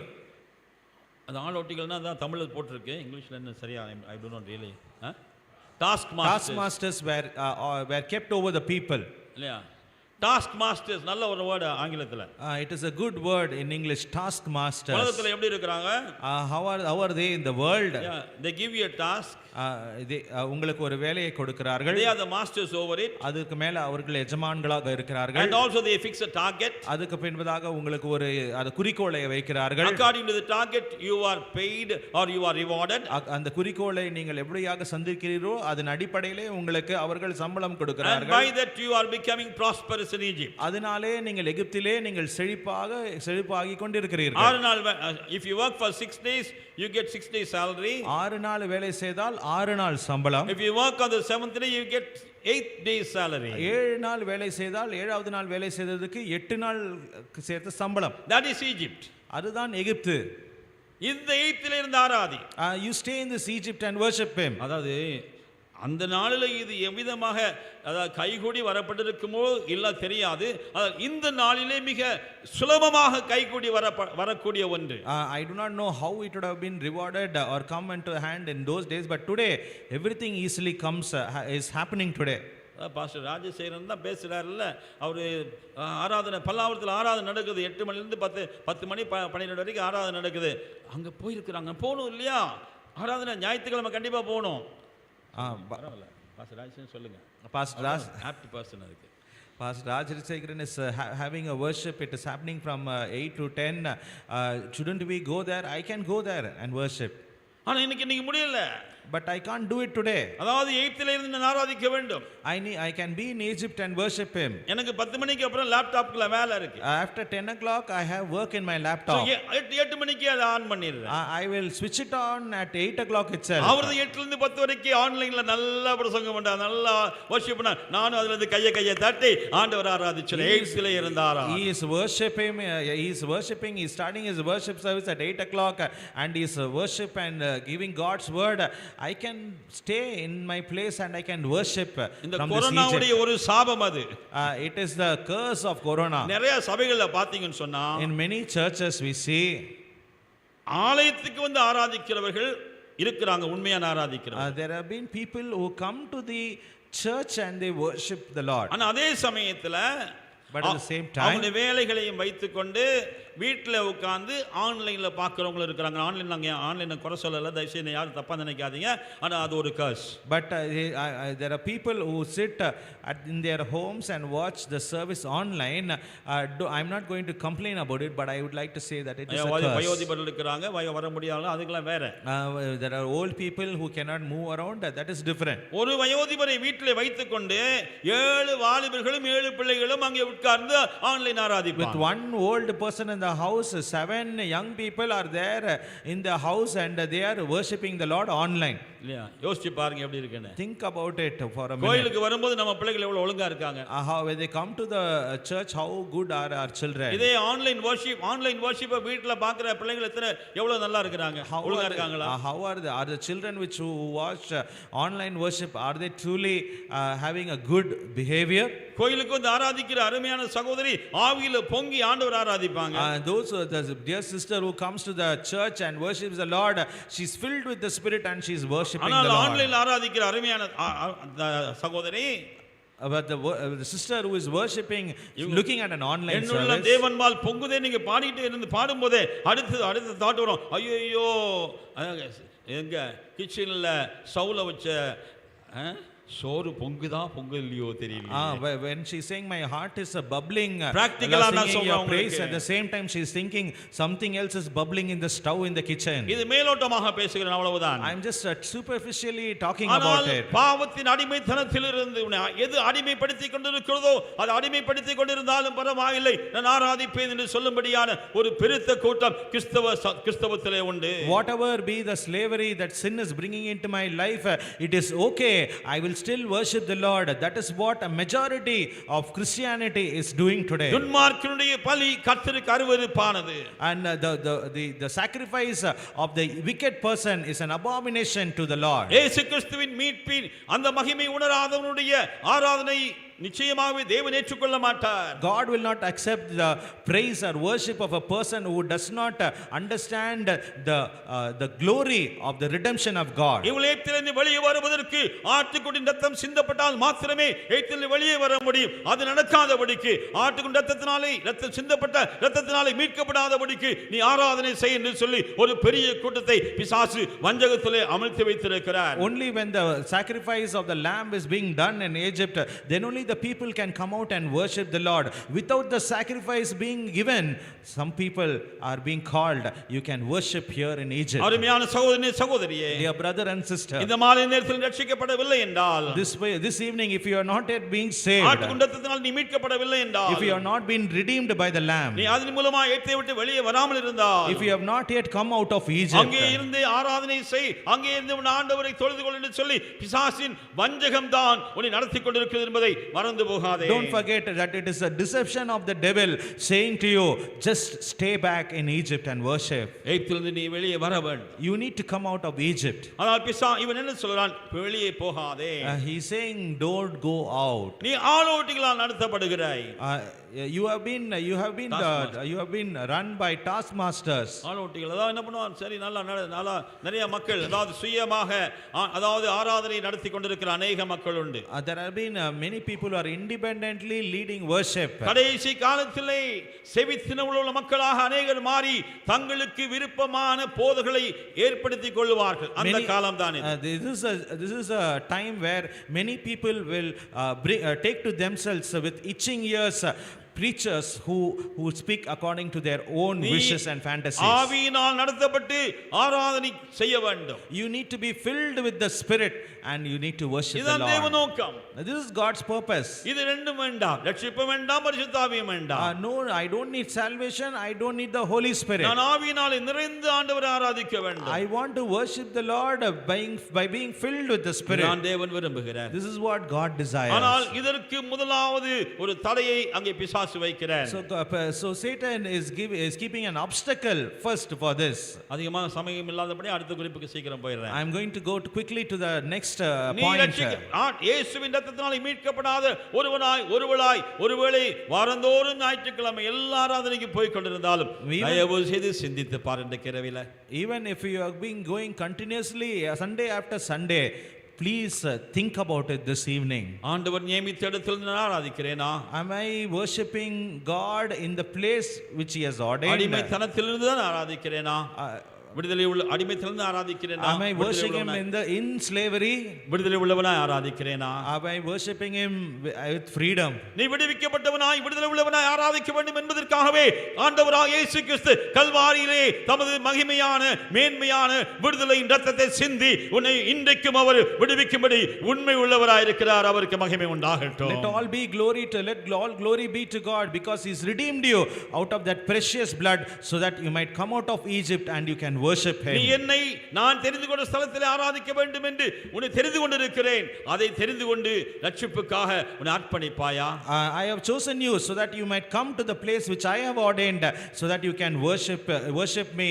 Will you choose that place? அடிமைத்தனத்திலிருந்து என்னை விடுதலை ஆக்க வேண்டும் என்று இயேசு அவர் அங்கே அடிக்கப்பட்டிருந்தாலும் கூட அந்த அடிக்கப்பட்ட ஆட்டுக்குட்டியை குறித்து வேதம் சொல்லும்போது கூட அவன் தெரிந்து கொள்ள வேண்டும். When it is being told about the cross or the lamb which was slain, he has to choose what has been slain for him. அந்த விடுவிக்கிற ஆட்டுக்குட்டியின் இரத்தம் அவன் தெரிந்து கொள்ள வேண்டும். He needs to choose the redemptive lamb of God. அவனே விடுவிக்கப்படுவான். He himself will be redeemed. இன்றைக்கு உனக்கு அந்த இரத்தத்தை தெரிந்து கொள்வாயா? Will you accept the blood that was shed for you? ஆண்டவரே, அந்த விடுவிக்கிற இரத்தம் எனக்கு வேண்டும் ஆண்டவரே. நான் விடுதலையோடு ஆராதிக்க வேண்டும் ஆண்டவரே. எனக்கு உதவி செய்யுங்க என்று நீ கதறி கேட்பாய் என்றால் அந்த இரத்தம் உன்னை விடுதலையாக்கும்படி உண்மையும் புதுமையுமாய் இருக்கிறது. ஆண்டவருக்கு மகிமை உண்டாகட்டும். If you would only ask the Lord, let the redeeming blood of the lamb redeem me. If you surely ask him, he is true and faithful to do that in your life. அவர் ஒருவரே இரட்சகரும் ஆராதிக்கப்பட வேண்டிய ஆண்டவருமாய் இருக்கிறார். He only is the savior and the Lord who is worthy of all praise and glory. அடுத்து வாருங்க பார்க்கலாம். அது 8ஆம் அதிகாரம் 28ஆம் வசனம். Secondly, the same chapter verse 28.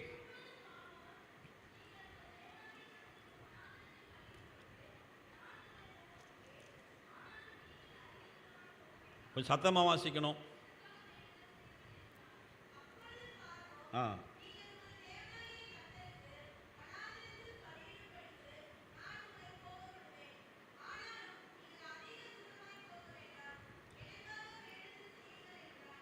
And Pharaoh said, I will let you go, that you may sacrifice to the Lord your God in the wilderness. Only you shall not go very far away. Entreat for me. சரியா, ரட்சிக்கப்பட்டாச்சு, நான் ஆராதிக்கிறவனாக வந்துட்டேன். I have been saved. I am come out as a worshipper. Praise the Lord. அடுத்தது நீ தெரிந்து கொள்ள வேண்டியது. Secondly, what you should choose. அவன் என்ன சொல்றான்? நீ ரொம்ப தூரம் போயிராத. He is saying, don't go very far away. ரொம்ப தூரம் போகாத. Don't go very far away. எனக்காகவும் ஜெபம் பண்ணிக்கோ. Pray for me also. நீ விடுவிக்கப்பட ரட்சிக்கப்பட அல்லது நீ கொஞ்சம் அப்படியே ஆண்டவர் பக்கம் சாயறதுக்கு நான் இடம் கொடுத்துட்டேன்ல, எனக்காக வேண்டிக்கோ. I have given you space so that you can lean towards your God, but please pray for me also. பிசாசு கூட சில நேரம் ஆண்டவர்ட்ட ஜெபம் பண்ணும். Even the devil will also pray to the Lord. அந்த ஜெபத்துக்கு ஆண்டவர் பதில் கொடுத்திருக்கிறார். God has also answered his prayer. Pastor Vijayaraman ஒரு முறை இதை பற்றி பேசினாராங்க பிரசங்கம். அன்னைக்கு தான் எனக்கு கூட அந்த வெளிச்சல் கிடைச்சது. பிசாசின் ஜெபத்துக்கும் ஆண்டவர் பதில் கொடுக்கிறார். Once Pastor Vijay Raghavan preached a message about this, then only I got light that even God is answering the prayer of the devil. இங்க பிசாசு உன்னை பார்த்து சொல்ற எனக்காகவும் வேண்டிக்கோ. Here the devil is saying, pray for me. அதிக தூரம் போகாதே. Don't go very far away. உனக்கு தெரிந்து கொள்ளும் உரிமை உண்டு. You have the right to choose. ரொம்ப தூரம் போகலாமா, கொஞ்சம் தூரம் போகலாமா? Can I go little more distance or shall I go very far away? சரிதான். It's right that I have been saved. ரட்சிக்கப்பட்ட உடனே உங்க பாஸ்டர் சொல்றாரு, இல்ல ரட்சிப்பு நடத்துறவங்க சொல்றாங்க, நீ வந்து ஞாயிறு தோறும் ஆராதனைக்கு வரணும்ப்பா, அடுத்து பைபிள் ஸ்டடி ஒன்று இருக்கு அதுக்கு வரணும்ப்பா, அதுக்கப்புறம் அதாவது ஜெப கூட்டம் இருக்கு அதுக்கு வரணும்ப்பா, நீ வா. After you've been saved, your pastor, all the people who lead worship are saying, yes, you come Sunday after Sunday to church, then there is a Bible study, you come, there is a prayer meeting, you come, and they keep saying you that you should keep attending the services. நிறைய காரியம். ஆனால் இப்படி பிசாசு சொல்லும்போது, அதாவது ஆண்டவர் சொல்றார், அந்த பிசாசுன்னு சொல்லுவான், ஞாயிற்றுக்கிழமை மாத்திரம் போனா போதாதா? But you know what the devil will say, isn't it enough if you go only on Sunday? Sunday is the Lord's day, you go there. அதாவது ஞாயிற்றுக்கிழமை கர்த்தருடைய நாள், அந்த நாளிலே அங்க போ. All these other 6 days are yours. மற்ற 6 நாளும் உன்னுடையது. Do your duty. உன்னுடைய கடமையை நீ செய். God will not judge you for that. ஆண்டவர் உன்னை அதற்காக நியாயம் தீர்க்க மாட்டார். He is a loving God. அவர் அன்புள்ள தேவன்தான். He knows your situation. அவர் உன்னுடைய சூழ்நிலையை அறிந்திருக்கிறார். எவ்வளவு தூரம் சொல்றேன். சிலர் சொல்லுவாங்க, பாஸ்டருக்கு ஒண்ணுமே விளங்காது, ஒண்ணுமே புரியாது. ஆண்டவருக்கு தெரியும். Some people say pastor cannot understand anything, but God knows everything. உண்மைதான், இல்லன்னு சொல்லல. It is right, I am not saying no to it. அந்த ஆண்டவர் தான் சொல்றாரு, நீ வனாந்தரத்திற்கு போயிரணும்னு.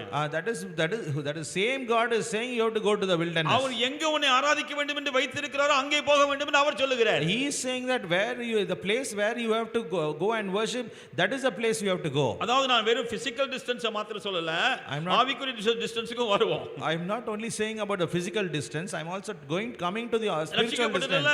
நல்லா நீ ஞானஸ்நானம் எடுக்கணும்பா. You have been saved, you have to take baptism. நீ பரிசுத்த அபிஷேகம் பெறணும்பா. You need to get the baptism of the Holy Spirit. பரிசுத்த அபிஷேகம் பெற்றதா நீ அதிகமா நல்லா ஆராதிக்க முடியும், இன்னும் கொஞ்சம் சாட்சியா வாழ முடியும். Only when you receive the baptism of the Holy Spirit, you can worship him even more freely and with the fullness of God. ஏன்ட்ட ஒருத்தர் ஒரு முறை கேட்டார். One person came and asked me, பரலோகம் போறதுக்கு ரட்சிக்கப்படணுமா, பரிசுத்த அபிஷேகம் பெறணுமான்னு? One person asked me, if I have to go to heaven, should I be saved or should I be baptized with the Holy Spirit? கர்த்தருடைய வருகைக்கு போறதுக்கு ரட்சிக்கப்பட்டா போதுமா, பரிசுத்த அபிஷேகம் பெறணுமா? If I have to go in the coming of the Lord, should I be saved or should I be baptized with the Holy Spirit? என்ன செய்யலாம்? பரலோகம் போறதுக்கு ரட்சிக்கப்பட்டா போதுமா, பரிசுத்த அபிஷேகம் பெறணுமா? What is your answer for that? சொல்லுங்க பார்க்கலாம் யாராவது. ரட்சிக்கப்பட்டா பரலோகம் போயிடலாம் அப்படி நினைக்கிறவங்க கொஞ்சம் கை தூங்க பார்க்கலாம். Those who think that if I am saved I can go to heaven, if somebody is thinking like that, you can raise your hand and show. ஒருத்தருமே இல்லையா? சரி, பரிசுத்த அபிஷேகம் பெற்றா பரலோகம் போலாம். If those who think that if you receive the baptism of the Holy Spirit, you can go. கைக்கு வேலை கொடுங்க, இல்ல நான் இறங்கி வந்துருவேன். இப்பலாம் முந்தி மாதிரி எல்லாம் கிடையாது. காங்கிரேஷன்ல வந்துருவேன், நீ கையை தூக்க நானே தூக்கி விட்டுருவேன். ரட்சிக்கப்பட்டா பரலோகம் போலாம் அப்படி நம்புறவங்க எல்லாம் கொஞ்சம் கை தூங்க பார்க்கலாம். Those who say that if you are saved you can go to heaven, those who think like that, please raise your hand. சரி, ரட்சிக்கப்பட்டவங்க எல்லாம் கை தூங்க பார்க்கலாம். All those who are saved, please raise your hand.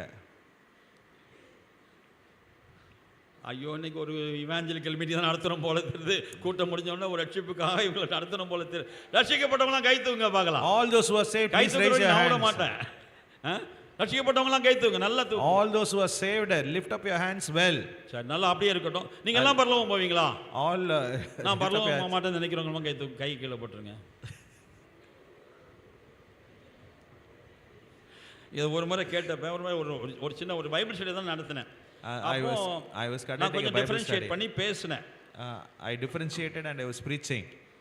கூட்டம் முடிஞ்சோடனே ஒருத்தர் என்னை வந்து கேட்டார், பாஸ்டர் நீங்கள் ரட்சிக்கப்பட்டவெல்லாம் பரலோகம் போகலான்னு சொல்லிட்டீங்க பாஸ்டர், எங்கள் பிள்ளைங்க நீ பரிசுத்த ஆவிக்காகவே காத்திருக்கவே மாட்டாங்களே பாஸ்டர், ஏன் பாஸ்டர் இப்படி சொன்னீங்க? One person came after the Bible study and told, Pastor, you have preached that all those who are saved will go to heaven. My children will never even tarry for the baptism of the Holy Spirit. Why have you said like that? இல்லை, அதிக தூரம் போகாதே. Don't go very far away. ரட்சிக்கப்பட்டா பரலோகம் போகலாமா? Can you go to heaven if you are தம்பிமார் saved? சொல்லுங்கம்மா, ரட்சிக்கப்பட்டா பரலோகம் போகலாமா? Can you go to heaven if you are saved? இங்கெல்லாம் சில தம்பிமார் காத்துக்கிட்டே இருக்காங்க, ரட்சிக்கப்படாமலே நாங்கள் போயிடுவோம். ஆண்டவர் வருவார், தூக்கிட்டு போயிடுவார். Some brothers are saying, if the Lord even doesn't save us, still He will take me to heaven. அவர் அன்புள்ள ஆண்டவர். Oh, He is such a loving God. ஓங்கிய புயத்தினாலும் நீட்டிய கரத்தினாலும் அப்படியே தூக்கிட்டு போயிடுவார் பரலோகத்துக்கு. With a strong and an outstretched arm, He will take me up to heaven. சரி, ரட்சிக்கப்பட வேண்டும். You need to be saved. ரட்சிக்கப்பட்டா பரலோகம் போகலாமா வேண்டாமான்றதுக்கு நான் இப்போ ஒரு முடிவை சொல்லலை. நான் ஏற்கனவே சொன்னவன், நான் ஒரு முடிவை சொல்லிட்டேன்னா நீ ரொம்ப தூரம் போக மாட்டேன். ஆண்டவர் அதிக தூரம் போகாதுன்னு சொல்லுவேன், நான் அதுக்கு அதிக தூரம் போகாதுன்ற மாதிரி நான் சொல்லிட வேண்டியதாக இருக்கும். நீ பரிசுத்தான அபிஷேகம் பெற வேண்டும் ஆண்டவருடைய வருகைக்கு போவதற்கு. If you have to go to the coming of the Lord, you need to have the baptism of the Holy Spirit. நாம் கர்த்தருடைய வருகைக்காக காத்திருக்கிறோம். We have been waiting for the coming of the Lord. கர்த்தருடைய வருகை எப்பொழுது வேண்டும் என்றாலும் இருக்கலாம். The coming of the Lord can happen at any time. இந்த இரவிலும் இருக்கலாம், எப்பொழுது வேண்டும் என்றாலும் இருக்கலாம். It can be today or it can be அந்த any வருகைக்கு நீ day. போவதற்காய் பரிசுத்த ஆவியின் நிறைவினாலே நிச்சயமாகவே நிறைக்கப்பட்டிருக்க வேண்டும். For you to go in that coming, you need the fullness of being filled with the Spirit of God. ரட்சிக்கப்பட்டதுக்கு அப்புறம் அதாவது ஞான ஸ்நானம் இருக்குது, பரிசுத்த அப்படி அதான் நிறைய காரியங்கள் இருக்கு. அதிக தூரம் போகாதே, பிசாசு அதான் சொல்லுவான். There will be so many things after salvation. Don't go very far away, says the devil. ரட்சிக்கப்பட்டதுக்கு பின் நீ சாட்சியாய் வாழ வேண்டும். You need to live as a testimony after you being saved. அருமையான சகோதர சகோதரிகளே, Dear brothers, sisters, கர்த்தர் நம்மை ரட்சித்திருக்கிறார். God has saved us. அவருக்காய் நாம் சாட்சிகளாய் இருக்கும்படியாக. So for us, so that we might be witnesses unto அதிக Him. தூரம் போகாதே. Don't go very far away. வேதத்திலே ஒரு மனிதனை குறித்து வாசிக்கிறோம். வேதத்திலே ஒரு மனிதனை குறித்து We read வாசிக்கிறோம். about a man in the Word of God. ஆதியாகமம் புத்தகத்தில் வாசிக்கிறோம் We அவனை read குறித்து. about him in the book of Genesis. Lot என்கிற ஒரு மனிதன். We read about a man called Lot. தேவன் அவனை அருமையாய் விடுவித்தார், அற்புதமாய் வெளியே கொண்டு வந்தார். God brought him out in a wonderful manner. அற்புதமாய் அவன் வெளியே கொண்டு வந்து தேவனுடைய கரத்தினாலே மீட்கப்பட்ட ஒருவனாக வெளியே கொண்டு வந்து ஒரு தெரிந்து கொள்ளும் பாதையிலே நிறுத்துகிறார். God brought him out in a wonderful manner and put him in a place where it was where he had to choose. உனக்கு ஒரு ஜீவன் உண்டு, அந்த ஜீவன் தப்பும்படியாய் நீ மலைக்கு ஓடி போ. You have a life, and if you want that life to escape, run to the mountain. அவன் என்ன சொல்கிறான்? You know what மலைக்கு he's ஓடி saying? போக என்னால் முடியாது. He's saying, I cannot run to the mountain. நீ நியமிக்கிற அந்த உயரத்துக்கு நான் போக முடியாது. I cannot run to that heights which you have kept for me. நீ எனக்காக வைத்திருக்கிற அந்த மேன்மைக்கு என்னால் வர முடியாது. I cannot go to that extent of greatness which you have kept for me. விசுவாசம் இல்லாதவன். I don't have that faith. விசுவாசம் ரட்சிக்கப்பட்டிருந்தாலும் கூட தேவனுடைய நியமித்திருக்கிற பாதையிலே போக விசுவாசம் இல்லை.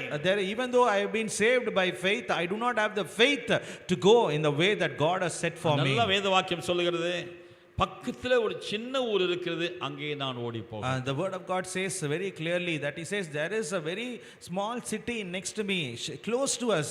I will run there. பக்கத்துல இருக்கு சின்ன ஊர், சீக்கிரம் போயிடலாம். A small town which is there nearby, we can go there quickly. இந்த காலத்துல நிறைய பேர் அப்படிதான் பார்த்துட்டு இருக்காங்க. Many of them are looking at like that. பரலோகத்துக்கு ஏதாவது ஷார்ட்கட் இருக்கா? Is there any shortcut to heaven? கொஞ்சம் சொல்லுங்களேன். Please tell me. அதான் கேக்குறாங்க. That is what they are asking. ஜெப கூட்டங்களுக்கு எல்லாம் வராம, without coming to the prayer பங்கு meeting, பெறாம, without taking part வேற in services. எப்படியாவது நான் பரலோகம் போறதுக்கு ஏதாவது shortcut Is there any shortcut by which I can go to heaven? தினந்தோறும் வேதம் வாசிக்காம, Without even reading the Bible every day? பரலோகத்துக்கு போக ஷார்ட்கட் இருக்கா? Is there any shortcut of going to heaven? சாகிறதுக்கு ஷார்ட்கட் இருக்கு, பரலோகம் போறதுக்கு இல்ல. There is a shortcut to die, but not to go to heaven. தினந்தோறும் நீ சாப்பிடாட்டா If you don't eat daily, கல்லறைக்கு ஷார்ட்கட் இருக்குது, கர்த்தருடைய வருகைக்கு அல்ல. there is a shortcut to the grave, but not to தினந்தோறும் இந்த the Lord. வேதத்தை நீ புசியாவிட்டால், If you don't read the word of God daily, ஆத்மாவின் மரணத்துக்கு பெற்றுக்கொண்ட ஜீவனை சாகடிப்பதற்கு ஷார்ட்கட் இருக்குது. ஜீவனை பாதுகாத்துக் கொள்ள, ஜீவன் தப்பி நீ பிழைக்கும்படியாக ஷார்ட்கட் இல்ல. there is shortcut for to lose the life which you've got, but for that life to escape, there is no shortcut. அருமையானவர்களே, அதாவது ஆண்டவர் உன்னை எந்த அளவுக்கு கொண்டு போக வேண்டும் என்று விரும்ப அந்த அளவுக்கு செல்வோமாக. Dearly beloved, let us go to the extent which the Lord has purposed for us to go.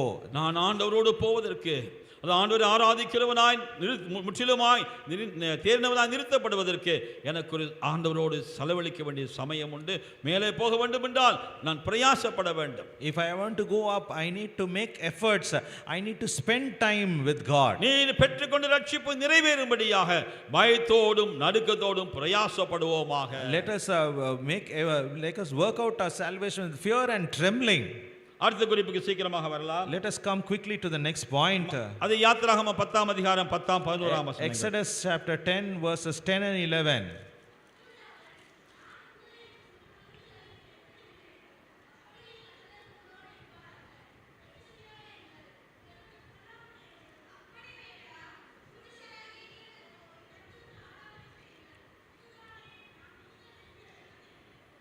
சரி, அருமையானவர்களே, அதாவது நீ ஆராதிக்க, அவன் அதிக தூரம் போக வேண்டாம், நான் அதிக தூரம் போகணும்னு அவன் சொல்லிட்டான். Now he says don't go far away. Now he says go. நாங்க நிச்சயமா எய்த்து விட்டு போயிடுவோம், அதிக தூரம் போகத்தான் போறோம், ஆராதிப்போம் என்று சொல்லிவிட்டான். பிசாசு பார்த்தா இனி இவனை தடுக்க முடியாதுடா, அடுத்த ஒன்று வைக்கலாம். He is saying that yes, I am going to go very far away. I am going to go out and worship. He said the devil knew that now I can't stop them. Now he put எவ்விதமாக பிசாசின் வஞ்சகங்கள் இந்த காலத்தில் தெரிந்து கொள்ளும் உரிமையிலே கிரியை செய்கிறது என்பதை பாருங்க. See how the deceptions of the devil are even at work even today. நீ அதை தெரிந்து கொள்ளாதே என்று சொல்லவில்லை. He is saying don't choose that. அதற்கு பதிலாக இதை தெரிந்து கொள். But instead of that, choose this. எதை தெரிந்து கொள்ள வேண்டுமோ அதற்கு பதிலாக இன்னொன்று தெரிந்து கொள் என்று அவன் சொல்லுகிறான். He is saying that whatever you have to choose, don't choose that.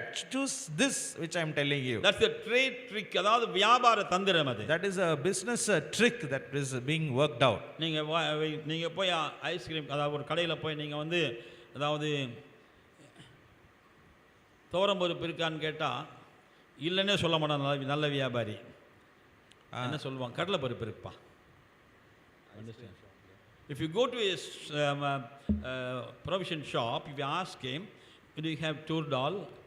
He will never say no, I don't have tur dal. He will say I got gram dal. gram dal. சரி, அதுக்கு ice cream சொல்லலாம் இல்லையா? ஒரு இடத்துல போய் அவன்கிட்ட கேளுங்க, நீங்க you got vanilla flavor? He will say I don't have vanilla. I don't have னே சொல்ல மாட்டான்.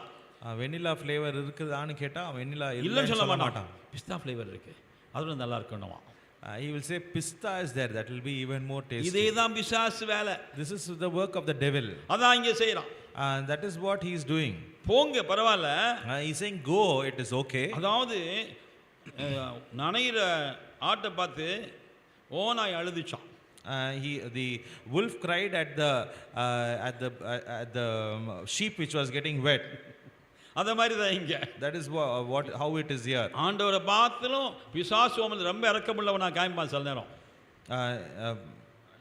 அதாவது ஆண்டவரை பார்க்கிலும் பிசாசு சில நேரம் ரொம்ப இரக்கமுள்ளவனை போல காண்பிப்பான். The devil might show that he is more compassionate than our Lord. That's what he did to Jesus. அதுதான் இயேசுவினிடத்திலே அவன் செய்தான். இயேசுவுக்கு பசி உண்டாயிற்று. The Lord Jesus was hungry. சாத்தான் வருகிறார். Satan comes. பாரு, உங்க அப்பாவுக்கே தெரிய மாட்டேங்குது உனக்கு பசிக்குதுன்னு. Your father doesn't know that you are hungry. எனக்கு தெரியுது உனக்கு பசிக்குதுன்னு சொல்லி. I know that you are hungry. நல்ல ஒரு ஷார்ட்கட் பண்ணி நல்ல ஆளுப்பா. You are a good man, good shortcut. நீ இத மாத்திரம் செய்திரு, நிச்சயமா உனக்கு பசி போயிடும். Do this, your hunger will go away. அருமையானவர்களே, அதே தந்திரம் உள்ளவன் தான் இன்றைக்கும் இருக்கிறான். The same deceptive man is still there today. அவன் என்ன சொல்றான்? பரவாயில்ல, அதாவது நீங்க எல்லாம் எப்படி விடுவேன், என்ன செய்வேன், எப்படி எல்லாம் விடுவேன் முடியாது. அவங்க எல்லாம் ரொம்ப பலவீனமானவங்களாச்சு இல்லையா? ஸ்திரீகள் பலவீனமான பாண்டம் கொண்டு போகாத, நீ பலமுள்ளவன், நீ போ. He's saying, how can you go? How can you take the woman? They are all feeble. They are all weak. You are all, stronger men. You go. அதான் அந்த விசா கொடுக்கிற எம்பசிஸ் எல்லாம் இதை செய்றாங்க.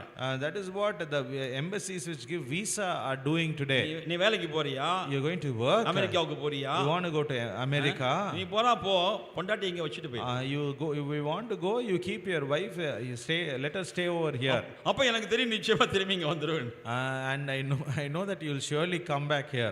இதுதான் பிசாசு அன்னைக்கு செய்றான். This is what the devil is doing today. இதான் பிசாசு என்ன செய்றான். This is what the devil has been doing for a long time. பரவாயில்ல, அவங்க ஜபத்துக்கு போட்டு சில இது இன்னைக்கு வைஸ் வேர்ஸா. அதாவது பிசாசு என்ன செய்றான், மனைவிமார் போட்டோம், அவங்க எல்லாம் போட்டோம், அவங்க ஜப கூட்டத்துக்கு போட்டோம், பைபிள் ஸ்டடிக்கு போட்டோம், அவங்க எல்லாம் கத்துக்கிட்டு வரட்டும், நீ வேலையை செய்யப்பா. Today the devil is working vice versa. He is saying that let the women who are not working, let them go to Bible study, let them do everything. You go and you do your work. அவங்க ஆவிக்குரிய பலசாலிகள், அவங்க செய்யணுமா. Let them, they are spiritually strong, let them go and take part in all this. அது ஒரு இது சலனம் சொல்லுவாங்க. அதான் ஆவி உற்சாகம் உள்ளது, மாம்சமோ some of them say the spirit is willing but the flesh is weak. ஆகையால் எங்க உற்சாகமுள்ள ஆவியினால் நாங்க என்ன செய்றோம், வீட்டிலே உட்கார்ந்து ஆண்டவரை துதிக்கிறோம். சிலர் சொல்லுவாங்க, பாஸ்டர் நீங்க பைபிள் ஸ்டடி கொடுக்கும்போது, ஆன்லைன்ல இல்ல, பாஸ்டர் நீங்க பைபிள் ஸ்டடி கொடுக்கும்போதெல்லாம் இங்க உட்கார்ந்து ஜெபம் பண்ணிட்டே இருந்த பாஸ்டர், நல்ல பாஸ்டர் பைபிள் ஸ்டடி கொடுக்கணும், நல்ல ஆசீர்வாதமா இருக்கணும், வர்ற மக்கள் எல்லாம் அதனால நல்ல தேவனோடு நெருக்கத்தை பெறணும், உங்களுக்கு ஜெபம் பண்ண pastor. Some of them say, Lord, pastor, when you are taking the Bible study, I was sitting at home and I was praying for you that God will give you good revelations, God will bless you, and that Bible study will be very effective. அது ஜெபம் கோரிக்கை மேலே போகாது. That prayer won't cross the roof of our house. நான் எங்கே காணப்பட வேண்டுமோ அங்கே காணப்பட வேண்டும். I need to be found in the place where I need to be found. அருமையானவர்களே, சமயமாயிட்ட கடைசி குறிப்புக்கு வந்து விடுகிறேன். I come to the last point because the time is short. வாசிங்க பார்க்கலாம் 10ஆம் அதிகாரம் 24ஆம் வசனம். Please read chapter 10 and verse 24.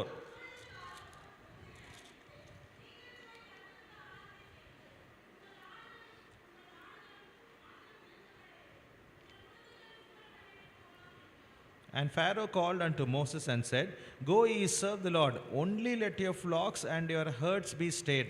Let your little ones also go with you. எல்லாம் போங்க, பரவாயில்ல. All of you can go, it's okay. அவனால தடுக்க முடியவில்லை என்பதை அவன் அறிந்து கொண்டான். He knew that he cannot hinder them. தேவன் தாம் தெரிந்து கொண்ட ஜனத்தின் பக்கம் இருக்கிறார் என்பதை அவன் விளங்கிக் கொண்டான். He knew, he understood that God is in the side of his people. உன்னை எவ்விதத்திலும் தடுக்க முடியாது என்பதை பிசாசு அறிந்து கொள்ளும்போது, when the devil tries to understand that he cannot stop you, ஈஸியாக வருகிறான். he comes in the last moment. நீ நீ இங்கே இருக்காது, நீ வெளியில போய் ஆராதி. அடிமைத்தனம் வேண்டாம், அடிமைத்தனத்துல இல்ல நீ. No need of slavery, you can go out and you can worship. ஆண்டவர் உன்னை எந்த அளவுக்கு உன்னை மேன்மைப்படுத்தி எந்த விதமான கிருபைகளினால் வரங்கள் நிறைக்க வேண்டும் வைத்திரோம், அந்த கிருபையெல்லாம் வரங்களினால் நிறைந்து ஆண்டவர் Arathi. Whatever grace God has given to you, use all of them and you worship your God. உன் முழு ஆத்துமாவோடு முழு ஆவியோடு முழு மனதோடும் அவரை Arathi. Go and worship him with all your heart and all your soul. ஆண்டவராகிய இயேசு சொன்னார். But Jesus said, உன்னை தேவனாகிய கர்த்தரை ஆராதிப்பது அல்லது அன்பு கூறுவது முழு மனதோடும் முழு ஆத்துமாவோடும் முழு இருதயத்தோடும் முழு பலத்தோடும். But the Lord Jesus said that thou shalt worship the Lord with all your heart, with all your mind and with all your strength. அதைதான் ரோமர் 12ஆம் அதிகாரத்தில் வாசித்தோம். That is what we read in Romans chapter 12. உங்கள் சரீரங்களை ஜீவ பலியாய் ஒப்புக்கொடுங்கள். Offer your lives as a living sacrifice. இதுதான் ஆண்டவரை ஆராதிப்பதின் நிறைவுக்குரிய தெரிந்து கொள்ளுதல். This is the calling for which that worship finds its completion. ஆத்மாவிலே நீ ஆண்டவரை ஆராதிக்கலாம்.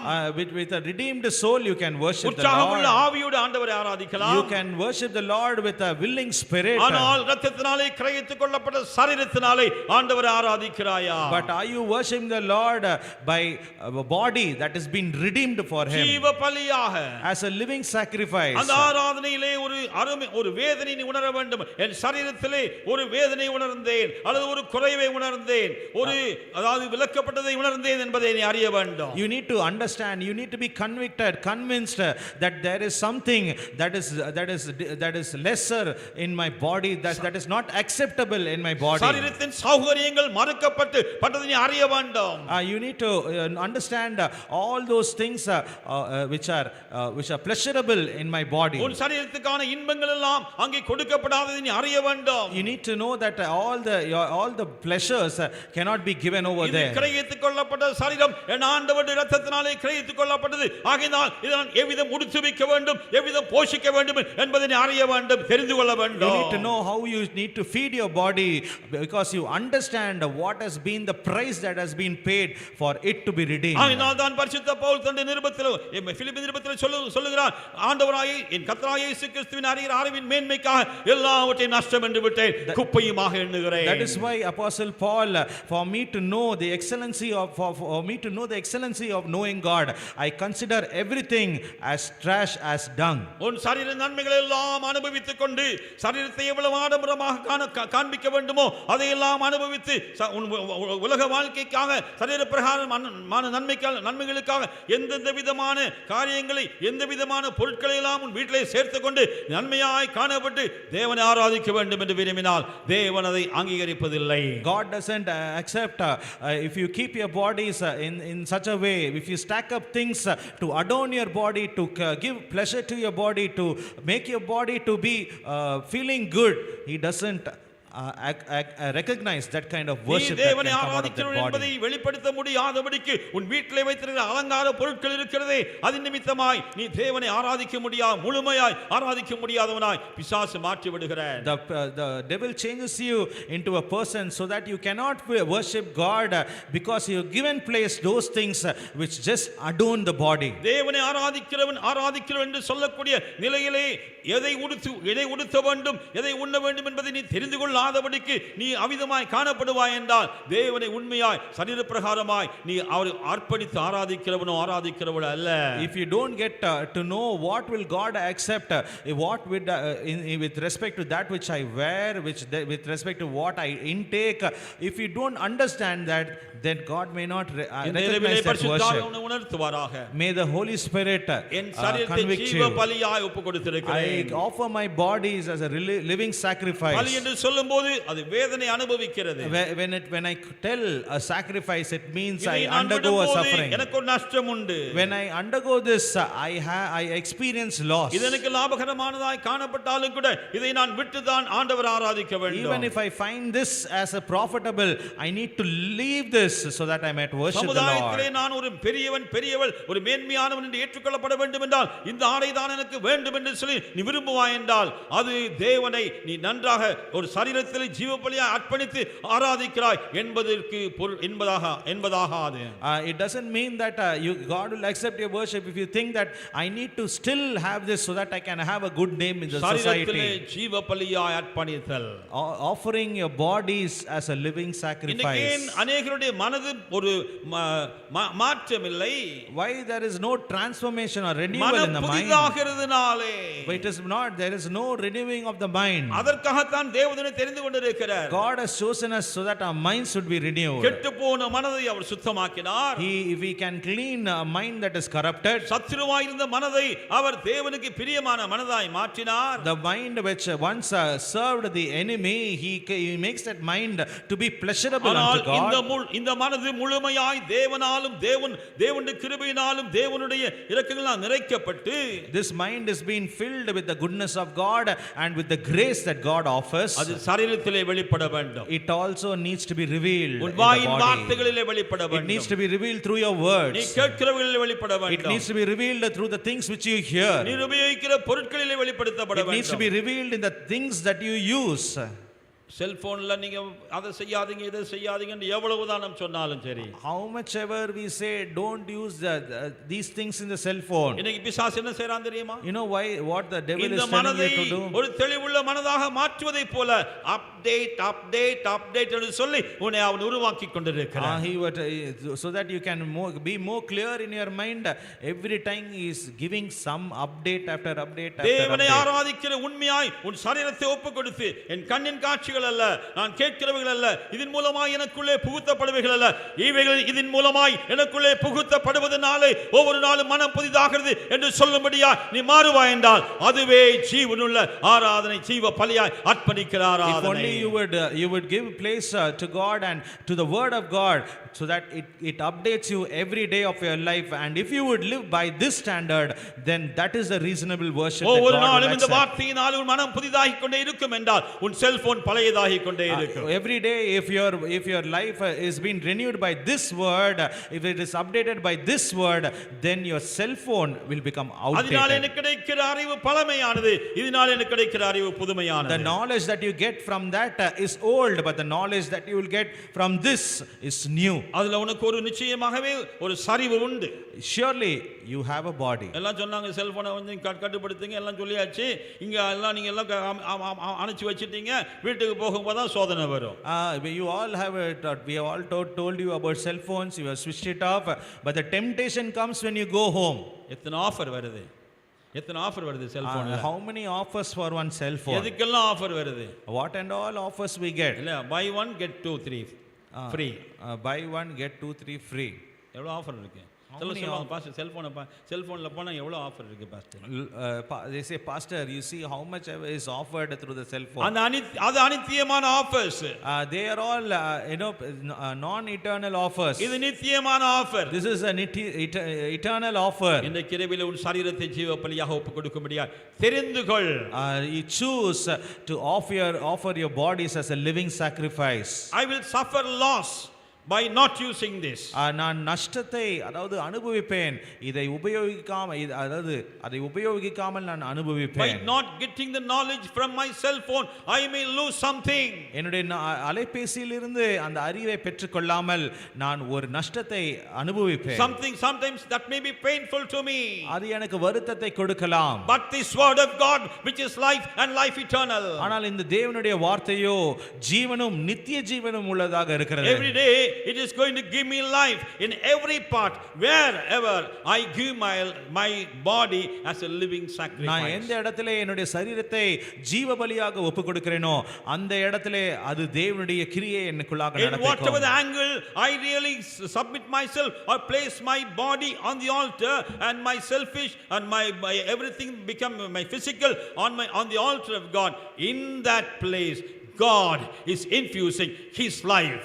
எந்த கோணத்திலே நான் என்னுடைய சரீரத்தை, எந்த இடத்திலே நான் என்னுடைய சரீரத்தை அதாவது பலிபீடத்தின் மேல் வைக்கிறேனோ அதே இடத்திலே தேவனானவர் அவருடைய ஜீவனை வைக்கிறார். Wherever I am giving myself as a living sacrifice, எந்த இடத்திலே நான் என்னுடைய சரீரத்தை ஒரு ஜீவ பலியாக ஒப்பு கொடுக்கிறேனோ, what does it show?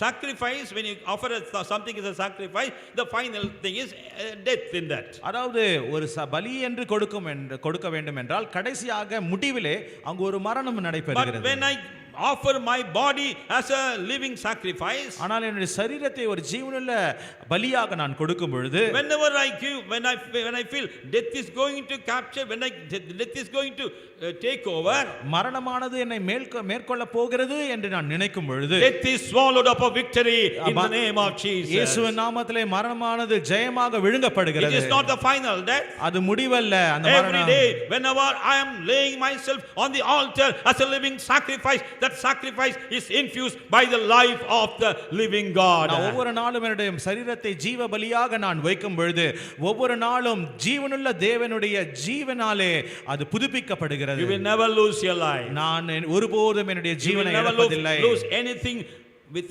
regarding this life. இந்த உலகத்தை குறித்ததான இந்த வாழ்க்கை குறித்ததான ஒன்றையும் நான் இழக்க மாட்டேன். God wants that. தேவனுக்கு அது தேவை. That will renew your mind. உங்களுடைய மனதை புதிதாக்க வேண்டும். You are having little more life in you, he will say. இன்னும் உங்களுக்கு ஜீவன் இருக்கிறது என்று சொல்லுவார். Jesus Christ came to give life and abundant life. இயேசு நீங்கள் ஜீவனை பெறவும் அதை பரிபூரணமாக நீங்கள் அடையும்படியாக அவர் வந்தார். Increasing life. ஒவ்வொரு அதாவது எப்பொழுதும் உயர்ந்து கொண்டே இருக்கிற வாழ்க்கை. Anyone who is laying his his body on the living as a living sacrifice on the altar of God, on the service of God, he will be a person abounding in life. எவன் தன்னுடைய சரீரத்தை பலிபீடத்தின் மேல் ஜீவ பலியாக கொடுக்கிறானோ அவன் அவனுடைய வாழ்க்கையில எப்பொழுதும் வர்த்திக்கிற ஒரு வாழ்க்கையாக அவனுடைய வாழ்க்கையானது இருக்கும். Choose to lay your life on the altar as a living sacrifice. உங்களுடைய வாழ்க்கையை பலிபீடத்தின் மேலே ஒரு ஜீவ பலியாக ஒப்புக்கொடுங்கள். Come away from all the deceptions of Satan, your enemy. சாத்தானுடைய தந்திரம், உன்னுடைய சத்துருவாகிய சாத்தானுடைய தந்திர எல்லாவற்றிலிருந்து நீங்கள் வெளியே வாருங்கள். He is always a liar, he is always a deceiver. அவன் எப்பொழுதும் ஒரு பொய்யனாக இருக்கிறான், எப்பொழுதும் அவன் வஞ்சிக்கிறவனாக இருக்கிறான். God is truth and truthful. தேவன் எப்பொழுதும் உண்மையுள்ளவராக இருக்கிறார். Shall we bow our heads in the presence of the Lord? கர்த்தருடைய சமூகத்திலே நம்முடைய தலைகளை நாம் தாழ்த்துவோமாக. கண்களை மூடுவோம். பாஸ்டர் விஜய் ராகவன். எல்லாரும் கண்களை மூடிடுங்க. யாரையும் பார்க்க வேண்டாம். Let us not look at one another. You lay your life on the altar as a living நீங்கள் sacrifice. உங்களுடைய வாழ்க்கையை பலிபீடத்தின் மேலே வையுங்கள். That altar will sanctify you, satisfy the heart of God. தேவன் தாமே உங்களை பரிசுத்தப்படுத்தி உங்களுடைய இருதயத்தை திருப்தியாக்குவாராக.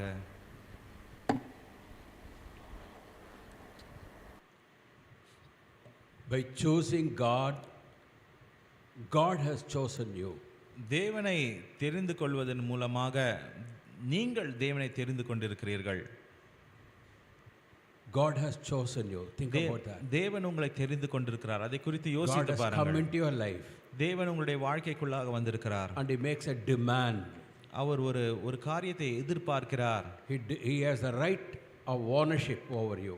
உங்கள் மேல் அவர் சொந்தக்காரர் என்பதற்கு முழுமையான அதாவது He அவர் சொந்தம் owns you. பாராட்டுகிறார். அவர் உங்களுடைய சொந்தக்காரர். He has நீங்கள் அவர் purchased சொந்தம். you. உங்களை விலை கொடுத்து வாங்கி இருக்கிறார். He is making a demand அவர் ஒன்றை அவர் கேட்கிறார். that you might be transformed to be like Him.